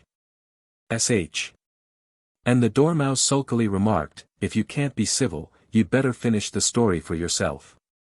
"No, please go on." Alice said very humbly, "I won't interrupt again." "I dare say there may be one." "One, indeed," said the Dormouse indignantly. However, he consented to go on. "And so these 3 little sisters, they were learning to draw, you know." "What did they draw?" said Alice, quite forgetting her promise. "Treacle," said the Dormouse, without considering it all this time. "I want a clean cup," interrupted the Hatter, "let's all move one place on." He moved on as he spoke, and the Dormouse followed him. The March Hare moved into the Dormouse's place, and Alice rather unwillingly took the place of the March Hare. The Hatter was the only one who got any advantage from the change, and Alice was a good deal worse off than before, as the March Hare had just upset the milk jug into his plate. Alice did not wish to offend the Dormouse again, so she began very cautiously, "But I don't understand. Where did they draw the treacle from?" "You can draw water out of a water well," said the Hatter. "So I should think you could draw treacle out of a treacle well, stupid." "But they were in the well," Alice said to the Dormouse, not choosing to notice this last remark. "Of course they were," said the Dormouse, "well in." This answer so confused poor Alice, that she let the Dormouse go on for some time without interrupting it. "They were learning to draw," the Dormouse went on, yawning and rubbing its eyes, for it was getting very sleepy. "And they drew all manner of things, everything that begins with an M." "Why with an M?" said Alice. "Why not?" said the March Hare. Alice was silent. The dormouse had closed its eyes by this time, and was going off into a doze. But, on being pinched by the hatter, it woke up again with a little shriek, and went on, that begins with an M, such as mousetraps, and the moon, and memory. And muchness, you know you say things are much of a muchness. Did you ever see such a thing as a drawing of a muchness? Really, now you ask me, said Alice, very much confused, I don't think. Then you shouldn't talk, said the hatter. This piece of rudeness was more than Alice could bear. She got up in great disgust, and walked off. The dormouse fell asleep instantly, and neither of the others took the least notice of her going, though she looked back once or twice, half hoping that they would call after her, the last time she saw them. They were trying to put the dormouse into the teapot. At any rate I'll never go there again, said Alice as she picked her way through the wood. It's the stupidest tea party I ever was at in all my life. Just as she said this, she noticed that one of the trees had a door leading right into it. That's very curious, she thought. But everything's curious today. I think I may as well go in at once. And in she went. Once more she found herself in the long hall, and close to the little glass table. Now, I'll manage better this time, she said to herself, and began by taking the little golden key, and unlocking the door that led into the garden. Then she went to work nibbling at the mushroom. She had kept a piece of it in her pocket, till she was about a foot high. Then she walked down the little passage, and then, she found herself at last in the beautiful garden. Among the bright flower beds and the cool fountains. 8. The Queen's Croquet-Ground. A large rose tree stood near the entrance of the garden. The roses growing on it were white, but there were 3 gardeners at it, busily painting them red. Alice thought this a very curious thing, and she went nearer to watch them, and just as she came up to them she heard one of them say, "Look out now, 5. Don't go splashing paint over me like that." "I couldn't help it," said 5, in a sulky tone. 7 jogged my elbow. On which 7 looked up and said, "That's right, 5. Always lay the blame on others." "You'd better not talk," said 5. "I heard the Queen say only yesterday you deserved to be beheaded." "What for?" said the one who had spoken first. "That's none of your business, 2, said 7. "Yes, it is his business," said 5, "and I'll tell him, it was for bringing the cook tulip roots instead of onions." 7 flung down his brush, and had just begun, well, of all the unjust things, when his eye chanced to fall upon Alice, as she stood watching them, and he checked himself suddenly. The others looked round also, and all of them bowed low. "Would you tell me," said Alice, a little timidly, "why you are painting those roses?" 5 and 7 said nothing, but looked at 2. 2 began in a low voice, "Why the fact is, you see, miss, this here ought to have been a red rose tree, and we put a white one in by mistake, and if the Queen was to find it out, we should all have our heads cut off, you know. So you see, miss, we're doing our best, afore she comes, to," at this moment 5, who had been anxiously looking across the garden, called out, "The Queen! The Queen!" and the 3 gardeners instantly threw themselves flat upon their faces. There was a sound of many footsteps, and Alice looked round, eager to see the Queen. First came 10 soldiers carrying clubs. These were all shaped like the 3 gardeners, oblong and flat, with their hands and feet at the corners. Next the 10 courtiers. These were ornamented all over with diamonds, and walked 2 and 2, as the soldiers did. After these came the royal children. There were 10 of them, and the little dears came jumping merrily along hand in hand, in couples. They were all ornamented with hearts. Next came the guests, mostly kings and queens, and among them Alice recognized the White Rabbit. It was talking in a hurried nervous manner, smiling at everything that was said, and went by without noticing her. Then followed the Knave of Hearts, carrying the king's crown on a crimson velvet cushion, and, last of all this grand procession, came the King and Queen of Hearts. Alice was rather doubtful whether she ought not to lie down on her face like the 3 gardeners, but she could not remember ever having heard of such a rule at processions. And besides, what would be the use of a procession, thought she, if people had all to lie down upon their faces, so that they couldn't see it? So she stood still where she was, and waited. When the procession came opposite to Alice, they all stopped and looked at her, and the queen said severely, "Who is this?" She said it to the Knave of Hearts, who only bowed and smiled in reply. "Idiot!" said the queen, tossing her head impatiently, and, turning to Alice, she went on, "What's your name, child?" "My name is Alice, so please your majesty," said Alice very politely. But she added, to herself, "Why, they're only a pack of cards, after all. I needn't be afraid of them." "And who are these?" said the queen, pointing to the 3 gardeners who were lying round the rose tree. For, you see, as they were lying on their faces, and the pattern on their backs was the same as the rest of the pack, she could not tell whether they were gardeners, or soldiers, or courtiers, or 3 of her own children. "How should I know?" said Alice, surprised at her own courage. "It's no business of mine." The queen turned crimson with fury, and, after glaring at her for a moment like a wild beast, screamed, "Off with her head! Off!" "Nonsense!" said Alice, very loudly and decidedly, and the queen was silent. The king laid his hand upon her arm, and timidly said, "Consider, my dear, she is only a child." The queen turned angrily away from him, and said to the knave, "Turn them over." The knave did so, very carefully, with 1 foot. "Get up," said the queen, in a shrill, loud voice, and the 3 gardeners instantly jumped up, and began bowing to the king, the queen, the royal children, and everybody else. "Leave off that," screamed the queen. "You make me giddy."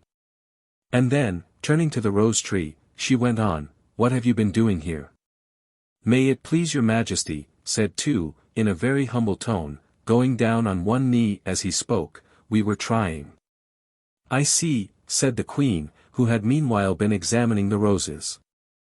"Off with their heads."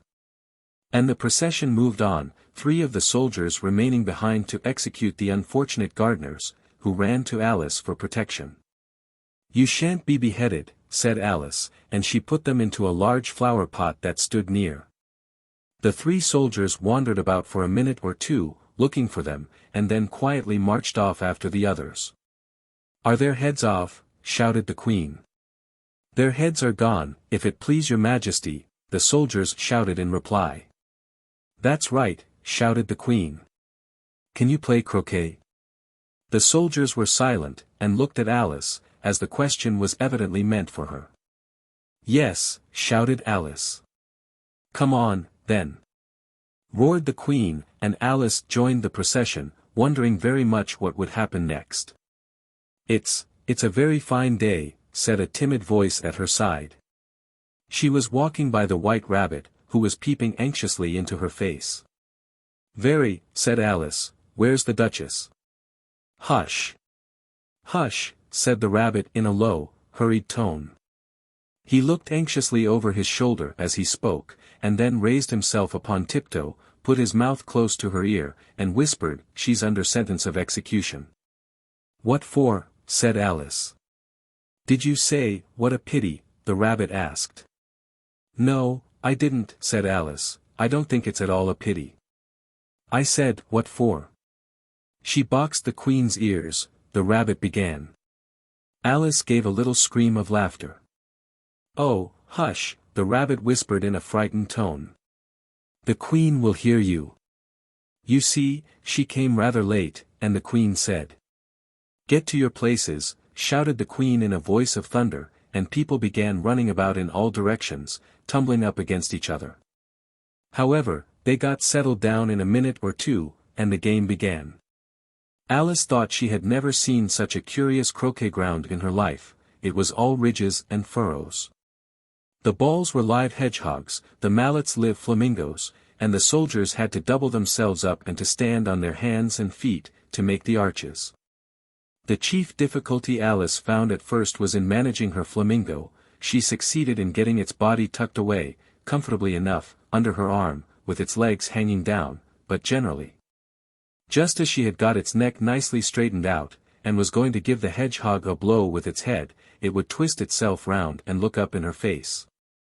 with such a puzzled expression that she could not help bursting out laughing, and when she had got its head down, and was going to begin again, it was very provoking to find that the hedgehog had unrolled itself, and was in the act of crawling away. Besides all this, there was generally a ridge or furrow in the way wherever she wanted to send the hedgehog to, and, as the doubled-up soldiers were always getting up and walking off to other parts of the ground, Alice soon came to the conclusion that it was a very difficult game indeed. The players all played at once without waiting for turns, quarreling all the while, and fighting for the hedgehogs, and in a very short time the queen was in a furious passion, and went stamping about, and shouting, "Off with his head!" or "Off with her head," about once in a minute. Alice began to feel very uneasy. To be sure, she had not as yet had any dispute with the queen, but she knew that it might happen any minute, and then, thought she, what would become of me? They're dreadfully fond of beheading people here. The great wonder is, that there's any one left alive. She was looking about for some way of escape, and wondering whether she could get away without being seen, when she noticed a curious appearance in the air. It puzzled her very much at first, but, after watching it a minute or two, she made it out to be a grin, and she said to herself, "It's the Cheshire Cat, now I shall have somebody to talk to." "How are you getting on?" said the cat, as soon as there was mouth enough for it to speak with. Alice waited till the eyes appeared, and then nodded. "It's no use speaking to it," she thought, "till its ears have come, or at least one of them." In another minute the whole head appeared, and then Alice put down her flamingo, and began an account of the game, feeling very glad she had someone to listen to her. The cat seemed to think that there was enough of it now in sight, and no more of it appeared. "I don't think they play at all fairly," Alice began, in rather a complaining tone, "and they all quarrel so dreadfully one can't hear oneself speak, and they don't seem to have any rules in particular. At least, if there are, nobody attends to them, and you've no idea how confusing it is all the things being alive. For instance, there's the arch I've got to go through next, walking about at the other end of the ground, and I should have croqueted the queen's hedgehog just now, only it ran away when it saw mine coming." "How do you like the queen?" said the cat in a low voice. "Not at all," said Alice, "she's so extremely—" Just then she noticed that the queen was close behind her, listening, so she went on, likely to win, that it's hardly worth while finishing the game. The queen smiled and passed on. "Who are you talking to?" said the king, going up to Alice, and looking at the cat's head with great curiosity. "It's a friend of mine, a Cheshire Cat," said Alice. "Allow me to introduce it." "I don't like the look of it at all," said the king, "however, it may kiss my hand if it likes." "I'd rather not," the cat remarked. "Don't be impertinent," said the king, "and don't look at me like that." He got behind Alice as he spoke. "A cat may look at a king," said Alice. "I've read that in some book, but I don't remember where." "Well, it must be removed," said the king very decidedly, and he called the queen, who was passing at the moment, "My dear, I wish you would have this cat removed." The queen had only one way of settling all difficulties, great or small. "Off with his head," she said, without even looking round. "I'll fetch the executioner myself," said the king eagerly, and he hurried off. Alice thought she might as well go back, and see how the game was going on, as she heard the queen's voice in the distance, screaming with passion. She had already heard her sentence 3 of the players to be executed for having missed their turns, and she did not like the look of things at all, as the game was in such confusion that she never knew whether it was her turn or not. So she went in search of her hedgehog. The hedgehog was engaged in a fight with another hedgehog, which seemed to Alice an excellent opportunity for croqueting one of them with the other. The only difficulty was, that her flamingo was gone across to the other side of the garden, where Alice could see it trying in a helpless sort of way to fly up into a tree. By the time she had caught the flamingo and brought it back, the fight was over, and both the hedgehogs were out of sight. But it doesn't matter much, thought Alice, as all the arches are gone from this side of the ground. So she tucked it away under her arm, that it might not escape again, and went back for a little more conversation with her friend. When she got back to the Cheshire Cat, she was surprised to find quite a large crowd collected round it, there was a dispute going on between the executioner, the king, and the queen, who were all talking at once, while all the rest were quite silent, and looked very uncomfortable. The moment Alice appeared, she was appealed to by all three to settle the question, and they repeated their arguments to her, though, as they all spoke at once, she found it very hard indeed to make out exactly what they said. The executioner's argument was, that you couldn't cut off a head unless there was a body to cut it off from, that he had never had to do such a thing before, and he wasn't going to begin at his time of life. The king's argument was, that anything that had a head could be beheaded, and that you weren't to talk nonsense. The queen's argument was, that if something wasn't done about it in less than no time she'd have everybody executed, all round. It was this last remark that had made the whole party look so grave and anxious. Alice could think of nothing else to say but, "It belongs to the Duchess, you'd better ask her about it." "She's in prison," the queen said to the executioner, "fetch her here." And the executioner went off like an arrow. The cat's head began fading away the moment he was gone, and, by the time he had come back with the Duchess, it had entirely disappeared. So the king and the executioner ran wildly up and down looking for it, while the rest of the party went back to the game. 9. The Mock Turtle's Story. "You can't think how glad I am to see you again, you dear old thing," said the Duchess, as she tucked her arm affectionately into Alice's, and they walked off together. Alice was very glad to find her in such a pleasant temper, and thought to herself that perhaps it was only the pepper that had made her so savage when they met in the kitchen. "When I'm a duchess," she said to herself, not in a very hopeful tone though, "I won't have any pepper in my kitchen at all. Soup does very well without, maybe it's always pepper that makes people hot-tempered," she went on, very much pleased at having found out a new kind of rule. "And vinegar that makes them sour, and chamomile that makes them bitter, and barley sugar and such things that make children sweet-tempered. I only wish people knew that, then they wouldn't be so stingy about it, you know." She had quite forgotten the Duchess by this time, and was a little startled when she heard her voice close to her ear. "You're thinking about something, my dear, and that makes you forget to talk. I can't tell you just now what the moral of that is, but I shall remember it in a bit." "Perhaps it hasn't one," Alice ventured to remark. "Tut, tut, child," said the Duchess. "Everything's got a moral, if only you can find it." And she squeezed herself up closer to Alice's side as she spoke. Alice did not much like keeping so close to her, first, because the Duchess was very ugly. And secondly, because she was exactly the right height to rest her chin upon Alice's shoulder, and it was an uncomfortably sharp chin. However, she did not like to be rude, so she bore it as well as she could. "The game's going on rather better now," she said, by way of keeping up the conversation a little. "'Tis so," said the Duchess, "and the moral of that is, oh, 'tis love, that makes the world go round." Somebody said, Alice whispered, that it's done by everybody minding their own business. "Ah, well. It means much the same thing," said the Duchess, digging her sharp little chin into Alice's shoulder as she added, "and the moral of that is, take care of the sense, and the sounds will take care of themselves." How fond she is of finding morals in things. Alice thought to herself. "I dare say you're wondering why I don't put my arm round your waist," the Duchess said after a pause. "The reason is, that I'm doubtful about the temper of your flamingo. Shall I try the experiment?" "He might bite," Alice cautiously replied, not feeling at all anxious to have the experiment tried. "Very true," said the Duchess, "flamingos and mustard both bite. And the moral of that is, birds of a feather flock together." "Only mustard isn't a bird," Alice remarked. "Right, as usual," said the Duchess. "What a clear way you have of putting things." "It's a mineral, I think," said Alice.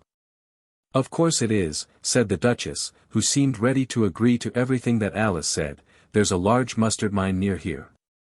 And the moral of that is, the more there is of mine, the less there is of yours."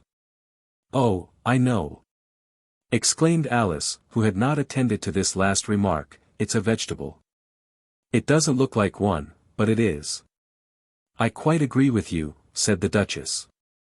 And the moral of that is, be what you would seem to be, or if you'd like it put more simply, never imagine yourself not to be otherwise than what it might appear to others that what you were or might have been was not otherwise than what you had been would have appeared to them to be otherwise. I think I should understand that better, Alice said very politely, if I had it written down, but I can't quite follow it as you say it. That's nothing to what I could say if I chose, the Duchess replied, in a pleased tone. Pray don't trouble yourself to say it any longer than that, said Alice. Oh, don't talk about trouble, said the Duchess. I make you a present of everything I've said as yet. A cheap sort of present, thought Alice. I'm glad they don't give birthday presents like that. But she did not venture to say it out loud. Thinking again, the Duchess asked, with another dig of her sharp little chin. I've a right to think, said Alice sharply, for she was beginning to feel a little worried. Just about as much right, said the Duchess, as pigs have to fly. And the M. But here, to Alice's great surprise, the Duchess's voice died away, even in the middle of her favorite word moral, and the arm that was linked into hers began to tremble. Alice looked up, and there stood the Queen in front of them, with her arms folded, frowning like a thunderstorm. A fine day, Your Majesty, the Duchess began in a low, weak voice. Now, I give you fair warning, shouted the Queen, stamping on the ground as she spoke, either you or your head must be off, and that in about half no time. Take your choice. The Duchess took her choice, and was gone in a moment. Let's go on with the game, the Queen said to Alice, and Alice was too much frightened to say a word, but slowly followed her back to the croquet-ground. The other guests had taken advantage of the Queen's absence, and were resting in the shade. However, the moment they saw her, they hurried back to the game, the Queen merely remarking that a moment's delay would cost them their lives. All the time they were playing the Queen never left off quarreling with the other players, and shouting off with his head, or off with her head. Those whom she sentenced were taken into custody by the soldiers, who of course had to leave off being arches to do this, so that by the end of half an hour or so there were no arches left, and all the players, except the King, the Queen, and Alice, were in custody and under sentence of execution. Then the Queen left off, quite out of breath, and said to Alice, "Have you seen the mock turtle yet?" "No," said Alice. "I don't even know what a mock turtle is." "It's the thing mock turtle soup is made from," said the Queen. "I never saw one, or heard of one," said Alice. "Come on, then," said the Queen, "and he shall tell you his history." As they walked off together, Alice heard the King say in a low voice, to the company generally, "You are all pardoned." "Come, that's a good thing," she said to herself, for she had felt quite unhappy at the number of executions the Queen had ordered.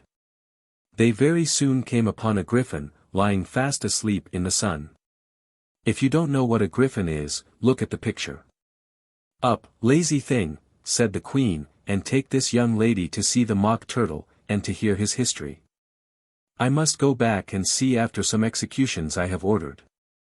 And she walked off, leaving Alice alone with the griffin. Alice did not quite like the look of the creature, but on the whole she thought it would be quite as safe to stay with it as to go after that savage Queen, so she waited. The griffin sat up and rubbed its eyes, then it watched the Queen till she was out of sight, then it chuckled. "What fun," said the griffin, half to itself, half to Alice.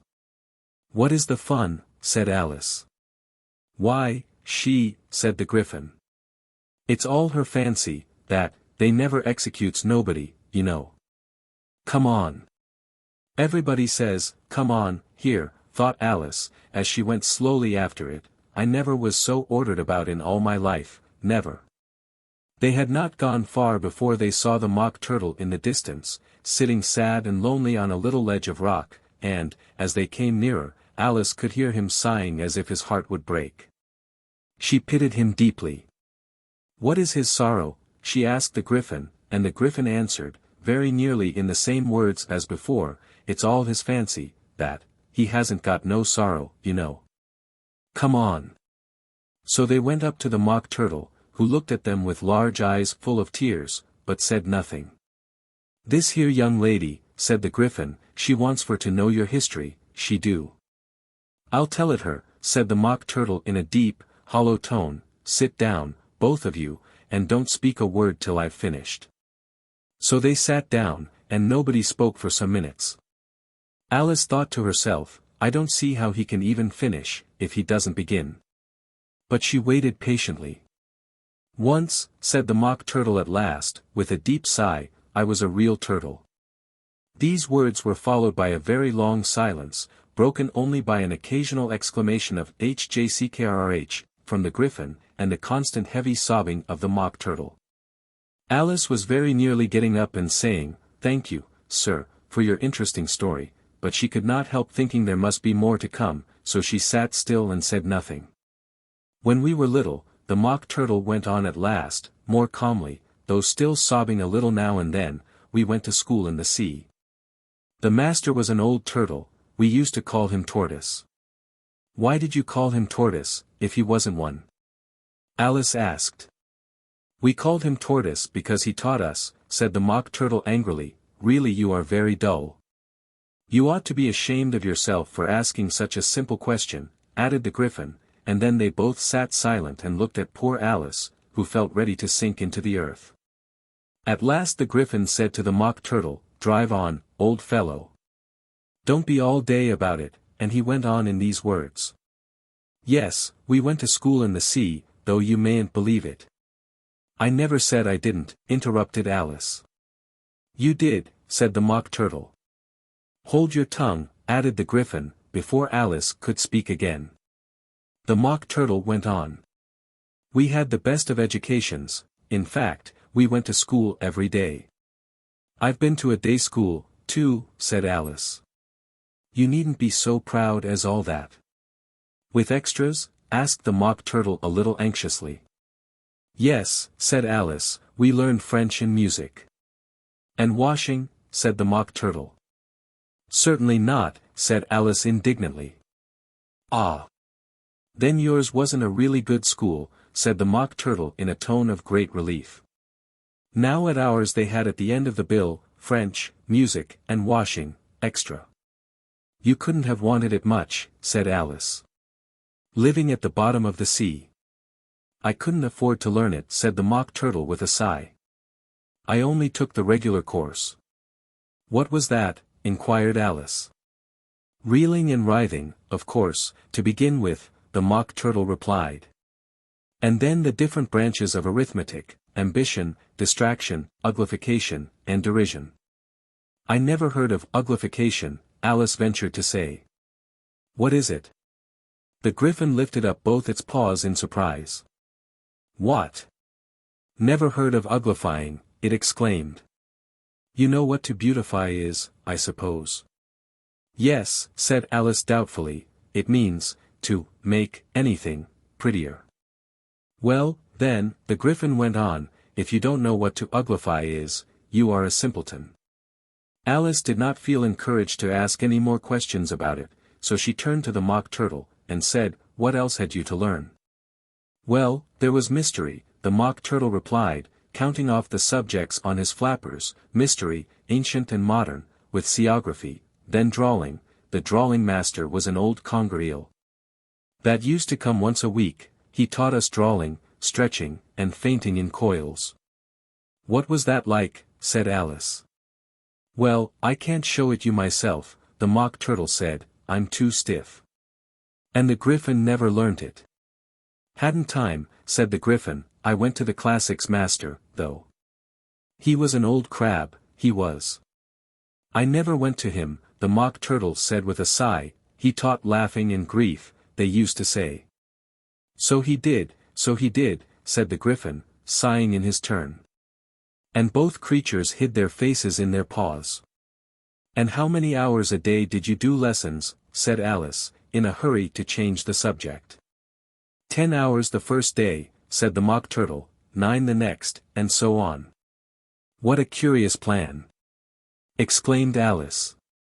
That's the reason they're called lessons, the Griffin remarked, because they lesson from day to day.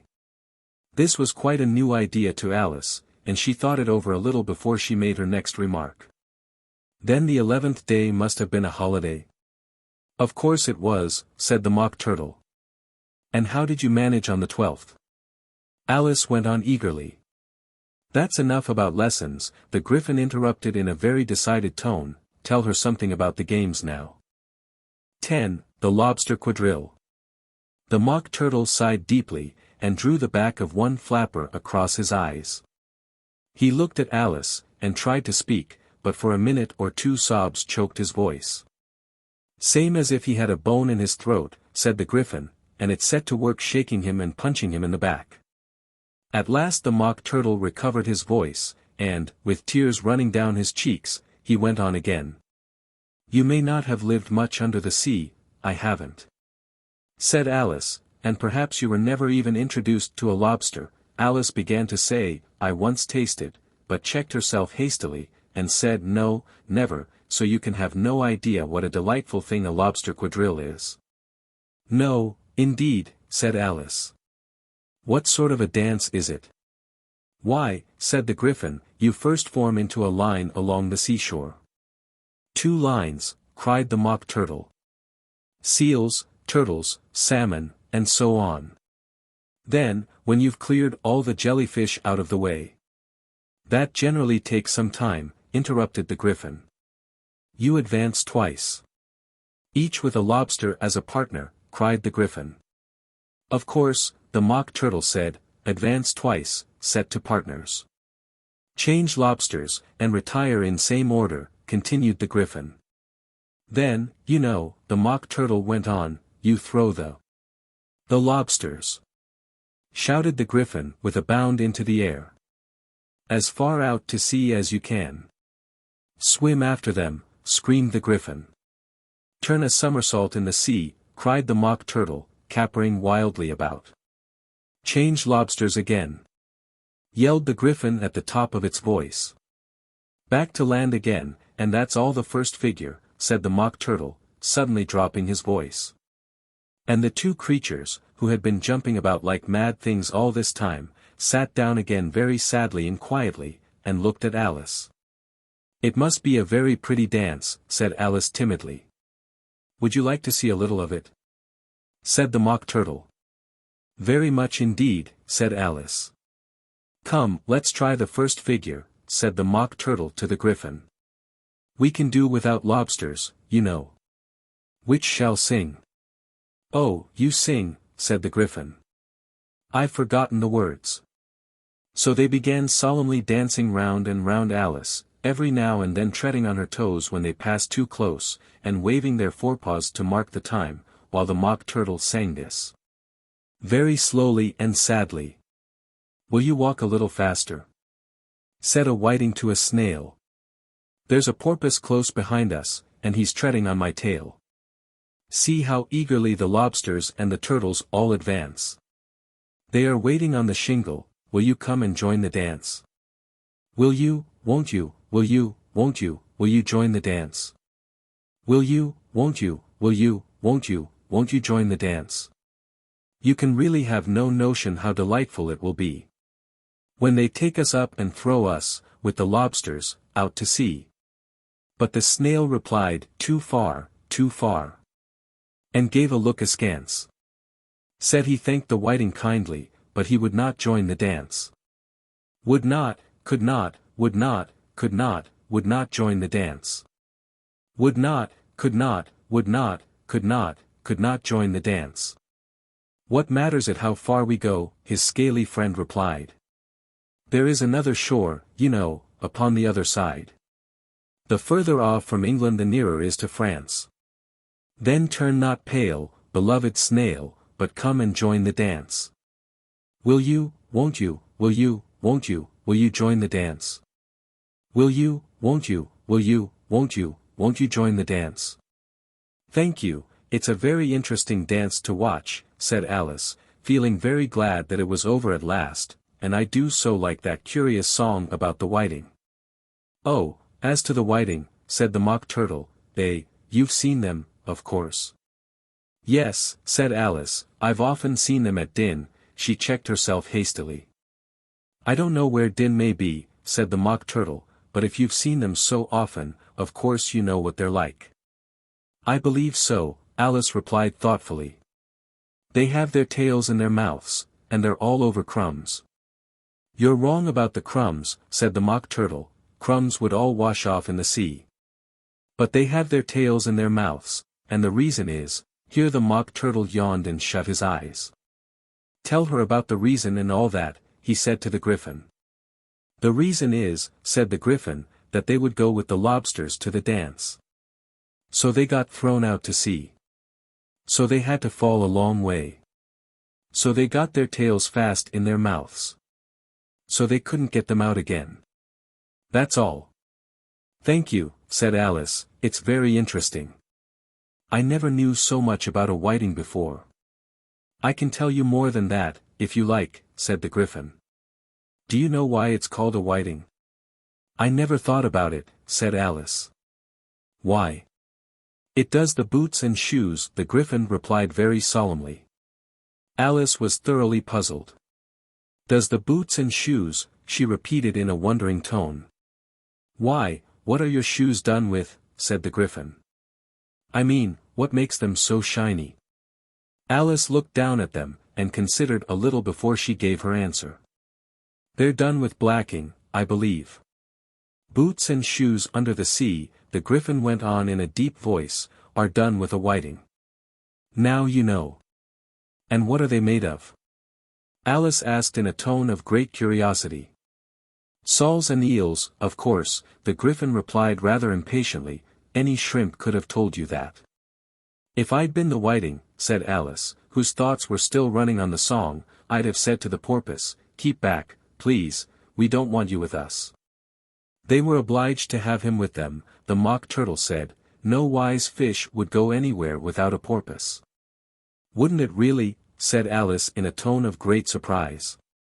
Of course not, said the Mock Turtle, why, if a fish came to me, and told me he was going a journey, I should say, with what porpoise? Don't you mean, purpose, said Alice. I mean what I say, the Mock Turtle replied in an offended tone. And the Griffin added, come, let's hear some of your adventures. I could tell you my adventures, beginning from this morning, said Alice a little timidly, but it's no use going back to yesterday, because I was a different person then. Explain all that, said the Mock Turtle. No, no. The adventures first, said the Griffin in an impatient tone, explanations take such a dreadful time. So Alice began telling them her adventures from the time when she first saw the white rabbit. She was a little nervous about it just at first, the two creatures got so close to her, one on each side, and opened their eyes and mouths so very wide, but she gained courage as she went on. Her listeners were perfectly quiet till she got to the part about her repeating, you are old, Father William, to the caterpillar, and the words all coming different, and then the Mock Turtle drew a long breath, and said, that's very curious. It's all about as curious as it can be, said the Griffin. It all came different, the Mock Turtle repeated thoughtfully. I should like to hear her try and repeat something now. Tell her to begin. He looked at the Griffin as if he thought it had some kind of authority over Alice. Stand up and repeat, 'tis the voice of the sluggard, said the Griffin. How the creatures order one about, and make one repeat lessons, thought Alice. I might as well be at school at once. However, she got up, and began to repeat it, but her head was so full of the Lobster Quadrille, that she hardly knew what she was saying, and the words came very queer indeed. 'Tis the voice of the lobster. I heard him declare. You have baked me too brown, I must sugar my hair. As a duck with its eyelids, so he with his nose trims his belt and his buttons, and turns out his toes. Later editions continued as follows. When the sands are all dry, he is gay as a lark, and will talk in contemptuous tones of the shark. But, when the tide rises and sharks are around, his voice has a timid and tremulous sound. That's different from what I used to say when I was a child, said the Griffin. Well, I never heard it before, said the Mock Turtle, but it sounds uncommon nonsense. Alice said nothing. She had sat down with her face in her hands, wondering if anything would ever happen in a natural way again. I should like to have it explained, said the Mock Turtle. She can't explain it, said the Griffin hastily. Go on with the next verse. But about his toes, the Mock Turtle persisted. How could he turn them out with his nose, you know? It's the first position in dancing. Alice said, but was dreadfully puzzled by the whole thing, and longed to change the subject. Go on with the next verse, the Griffin repeated impatiently. It begins, I passed by his garden.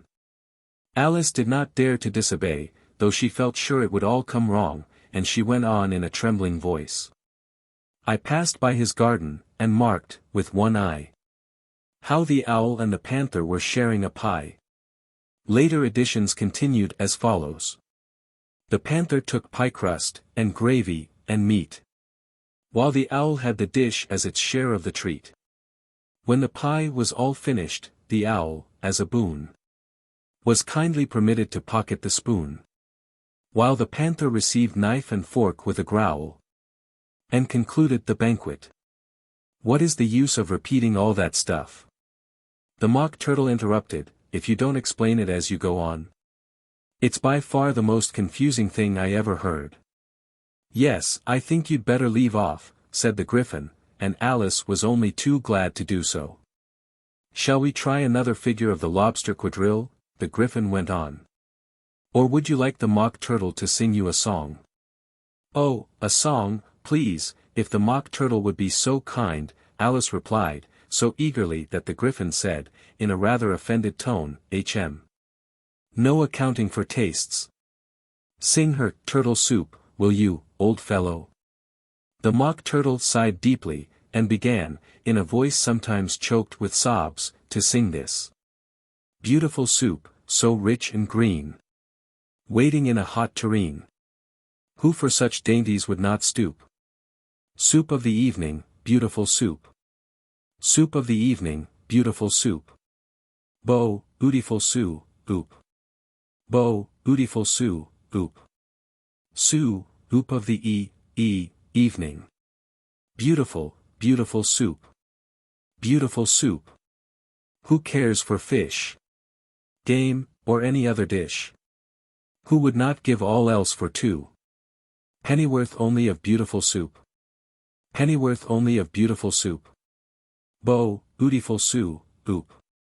Bo, ootiful sou, oop.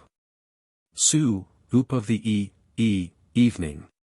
Beautiful, beauty, full soup. Chorus again. Cried the Griffin, and the Mock Turtle had just begun to repeat it, when a cry of, the trial's beginning, was heard in the distance. Come on!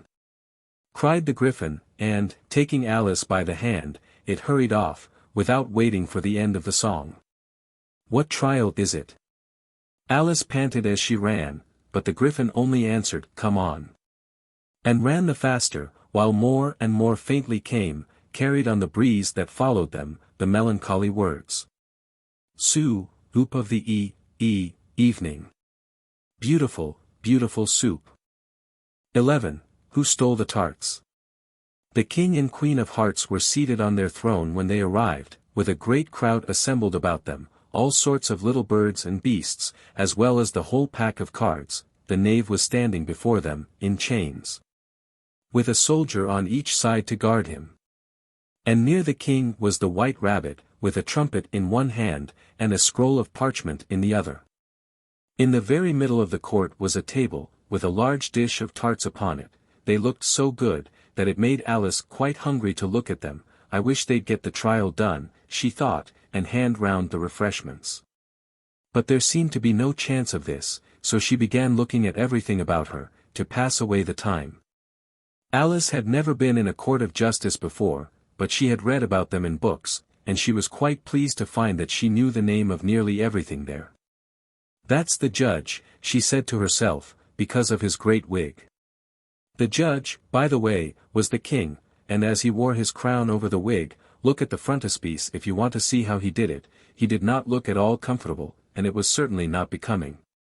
And that's the jury box, thought Alice, and those 12 creatures, she was obliged to say, creatures, you see, because some of them were animals, and some were birds. I suppose they are the jurors. She said this last word 2 or 3 times over to herself, being rather proud of it, for she thought, and rightly too, that very few little girls of her age knew the meaning of it at all. However, jurymen would have done just as well. The 12 jurors were all writing very busily on slates. "What are they doing?" Alice whispered to the Griffin. "They can't have anything to put down yet, before the trial's begun." "They're putting down their names," the Griffin whispered in reply, for fear they should forget them before the end of the trial. "Stupid things!" Alice began in a loud, indignant voice, but she stopped hastily, for the White Rabbit cried out, "Silence in the court," and the king put on his spectacles and looked anxiously round, to make out who was talking. Alice could see, as well as if she were looking over their shoulders, that all the jurors were writing down "stupid things" on their slates, and she could even make out that one of them didn't know how to spell "stupid," and that he had to ask his neighbor to tell him. "A nice muddle their slates'll be in before the trial's over," thought Alice. One of the jurors had a pencil that squeaked. This of course, Alice could not stand, and she went round the court and got behind him, and very soon found an opportunity of taking it away. She did it so quickly that the poor little juror, it was Bill, the lizard, could not make out at all what had become of it, so, after hunting all about for it, he was obliged to write with one finger for the rest of the day. And this was of very little use, as it left no mark on the slate.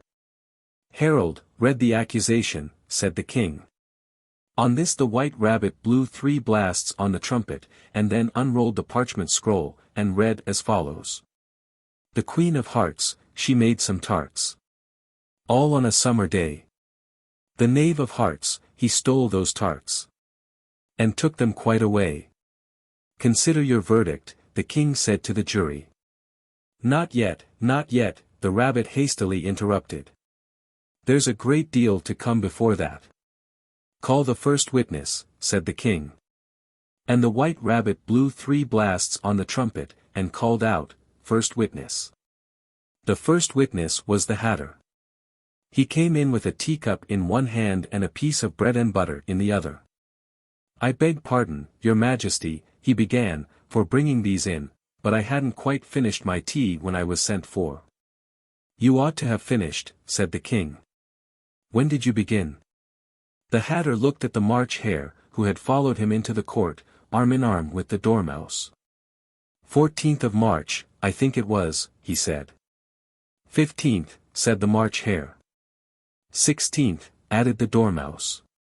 "Write that down," the king said to the jury, and the jury eagerly wrote down all 3 dates on their slates, and then added them up, and reduced the answer to shillings and pence. "Take off your hat," the king said to the Hatter.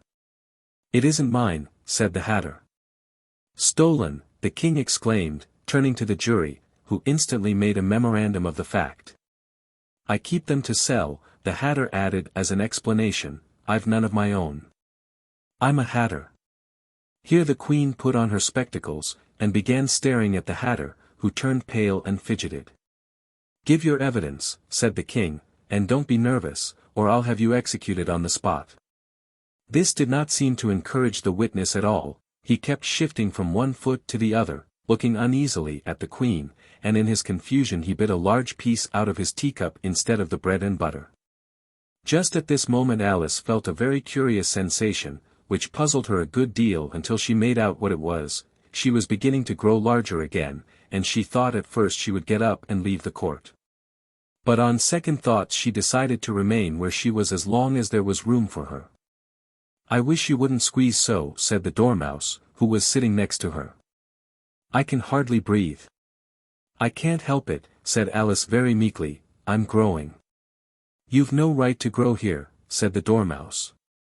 "Don't talk nonsense," said Alice more boldly, "you know you're growing too." "Yes, but I grow at a reasonable pace," said the Dormouse, "not in that ridiculous fashion."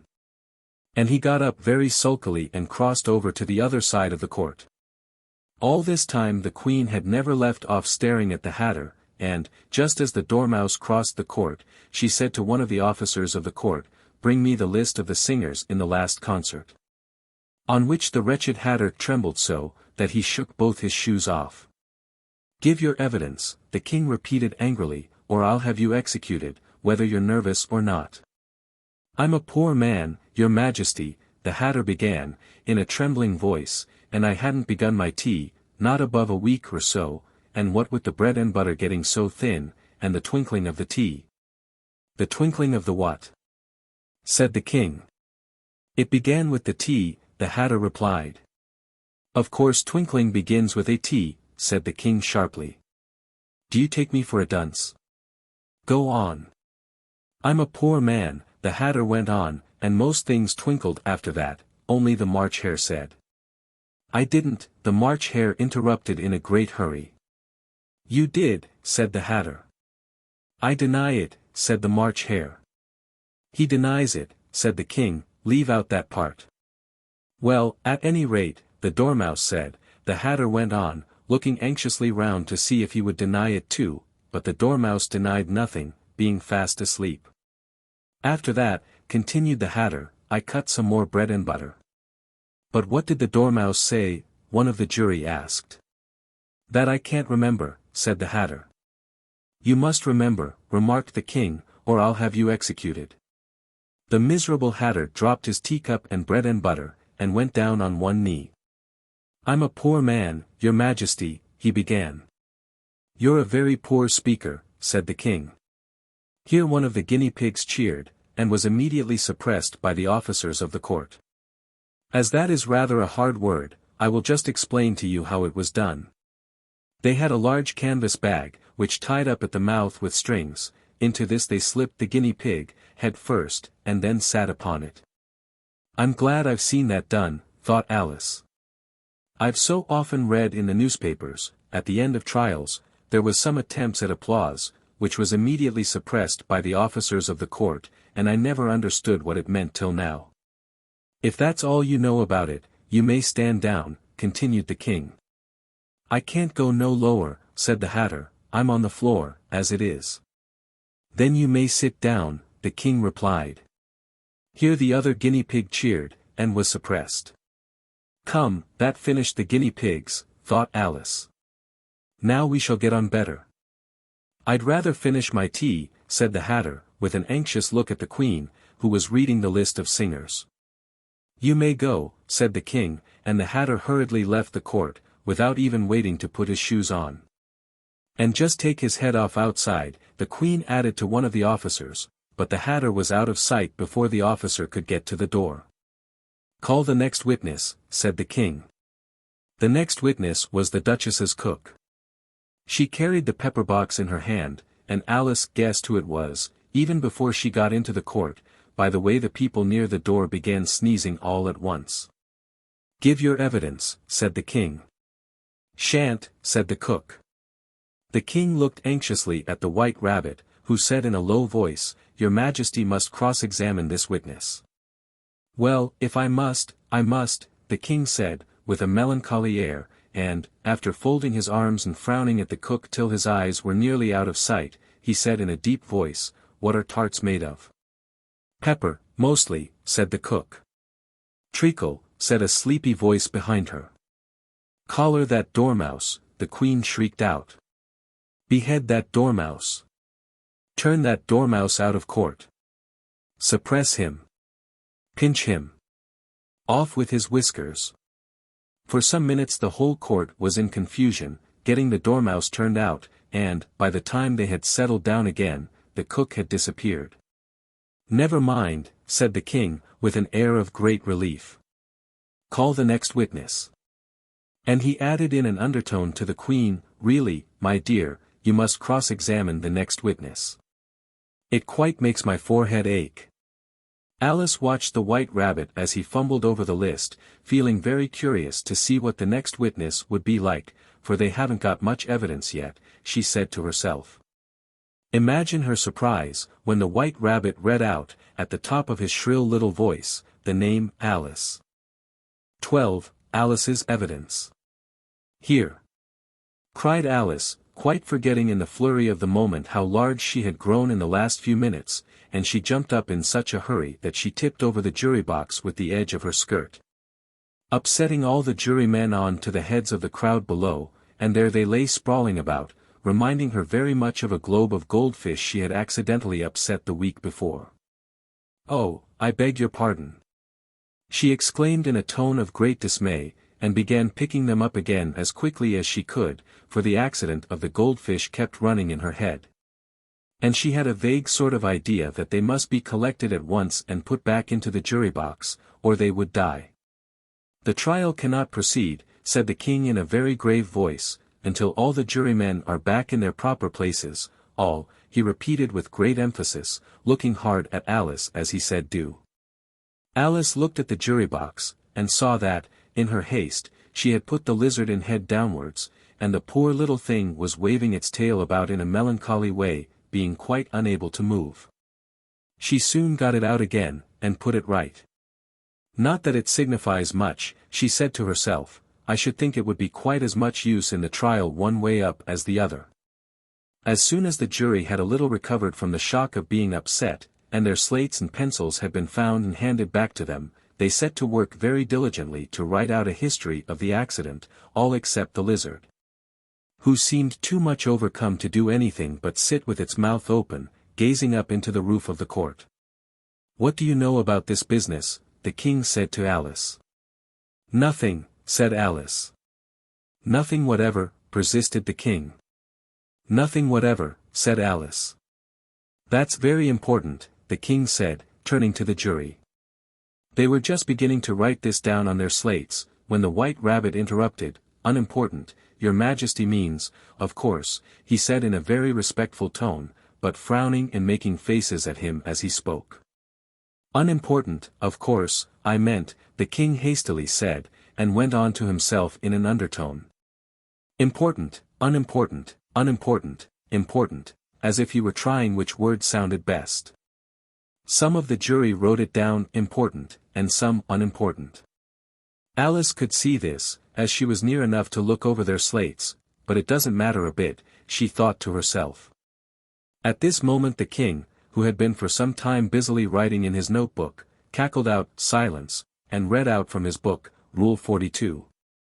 "All persons more than a mile high to leave the court." Everybody looked at Alice. "I'm not a mile high," said Alice. "You are," said the king. "Nearly 2 miles high," added the queen.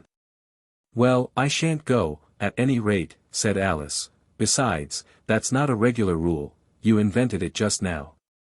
"It's the oldest rule in the book," said the king. "Then it ought to be number 1, said Alice. The king turned pale, and shut his notebook hastily. "Consider your verdict," he said to the jury, in a low, trembling voice. "There's more evidence to come yet, please your majesty," said the White Rabbit, jumping up in a great hurry. "This paper has just been picked up." "What's in it?" said the queen. "I haven't opened it yet," said the White Rabbit, "but it seems to be a letter, written by the prisoner to somebody." "It must have been that," said the king, "unless it was written to nobody, which isn't usual, you know." "Who is it directed to?" said one of the jurymen. "It isn't directed at all," said the White Rabbit. "In fact, there's nothing written on the outside."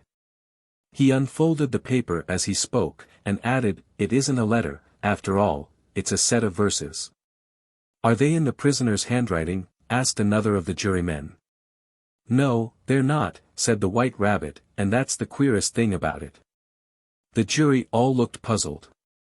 "He must have imitated somebody else's hand," said the king. The jury all brightened up again.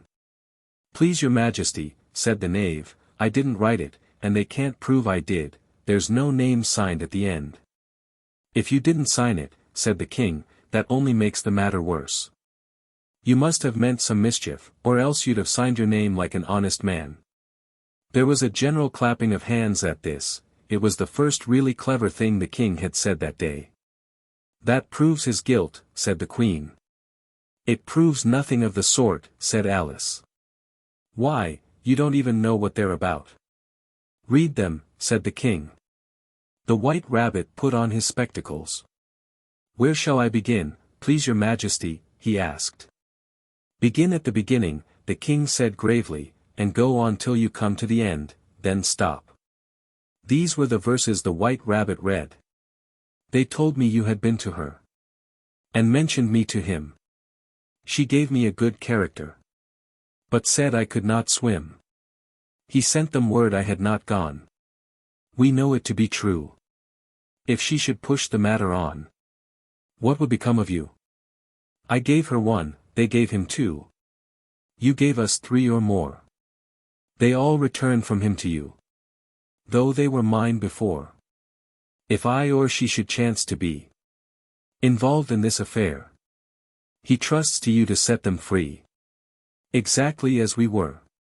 My notion was that you had been, before she had this fit, an obstacle that came between him and ourselves, and it. Don't let him know she liked them best. For this must ever be a secret, kept from all the rest. Between yourself and me. That's the most important piece of evidence we've heard yet, said the king, rubbing his hands. So now let the jury. If any one of them can explain it, said Alice. She had grown so large in the last few minutes that she wasn't a bit afraid of interrupting him. I'll give him 6pence. I don't believe there's an atom of meaning in it. The jury all wrote down on their slates, she doesn't believe there's an atom of meaning in it, but none of them attempted to explain the paper. If there's no meaning in it, said the king, that saves a world of trouble, you know, as we needn't try to find any. And yet I don't know, he went on, spreading out the verses on his knee, and looking at them with one eye. I seem to see some meaning in them, after all. Said I could not swim. You can't swim, can you? He added, turning to the knave. The knave shook his head sadly. Do I look like it? He said. Which he certainly did not, being made entirely of cardboard.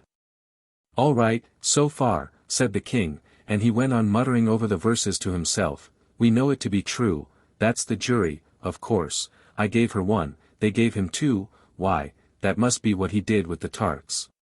You know. But, it goes on, they all returned from him to you, said Alice. Why, there they are, said the king triumphantly, pointing to the tarts on the table. Nothing can be clearer than that. Then again, before she had this fit, you never had fits, my dear, I think, he said to the queen. Never. Said the queen furiously, throwing an inkstand at the lizard as she spoke. The unfortunate little Bill had left off writing on his slate with one finger, as he found it made no mark. But he now hastily began again, using the ink, that was trickling down his face, as long as it lasted. Then the words don't fit you, said the king, looking round the court with a smile. There was a dead silence. It's a pun. The king added in an offended tone, and everybody laughed. Let the jury consider their verdict, the king said, for about the 20th time that day. No, no, said the queen. Sentence first, verdict afterwards. Stuff and nonsense, said Alice loudly. The idea of having the sentence first. Hold your tongue, said the queen, turning purple. I won't, said Alice. Off with her head, the queen shouted at the top of her voice. Nobody moved. Who cares for you? Said Alice. She had grown to her full size by this time. You're nothing but a pack of cards. At this the whole pack rose up into the air, and came flying down upon her. She gave a little scream, half of fright and half of anger, and tried to beat them off, and found herself lying on the bank, with her head in the lap of her sister, who was gently brushing away some dead leaves that had fluttered down from the trees upon her face.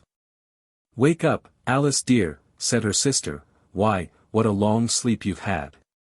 Oh, I've had such a curious dream, said Alice, and she told her sister, as well as she could remember them, all these strange adventures of hers that you have just been reading about. And when she had finished, her sister kissed her, and said, it was a curious dream, dear, certainly, but now run in to your tea, it's getting late.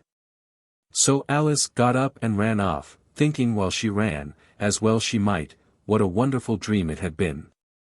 But her sister sat still just as she left her, leaning her head on her hand, watching the setting sun, and thinking of little Alice and all her wonderful adventures, till she too began dreaming after a fashion, and this was her dream.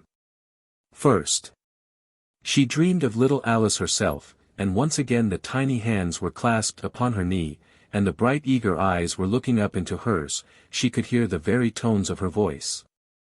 And see that queer little toss of her head to keep back the wandering hair that would always get into her eyes, and still as she listened, or seemed to listen, the whole place around her became alive with the strange creatures of her little sister's dream.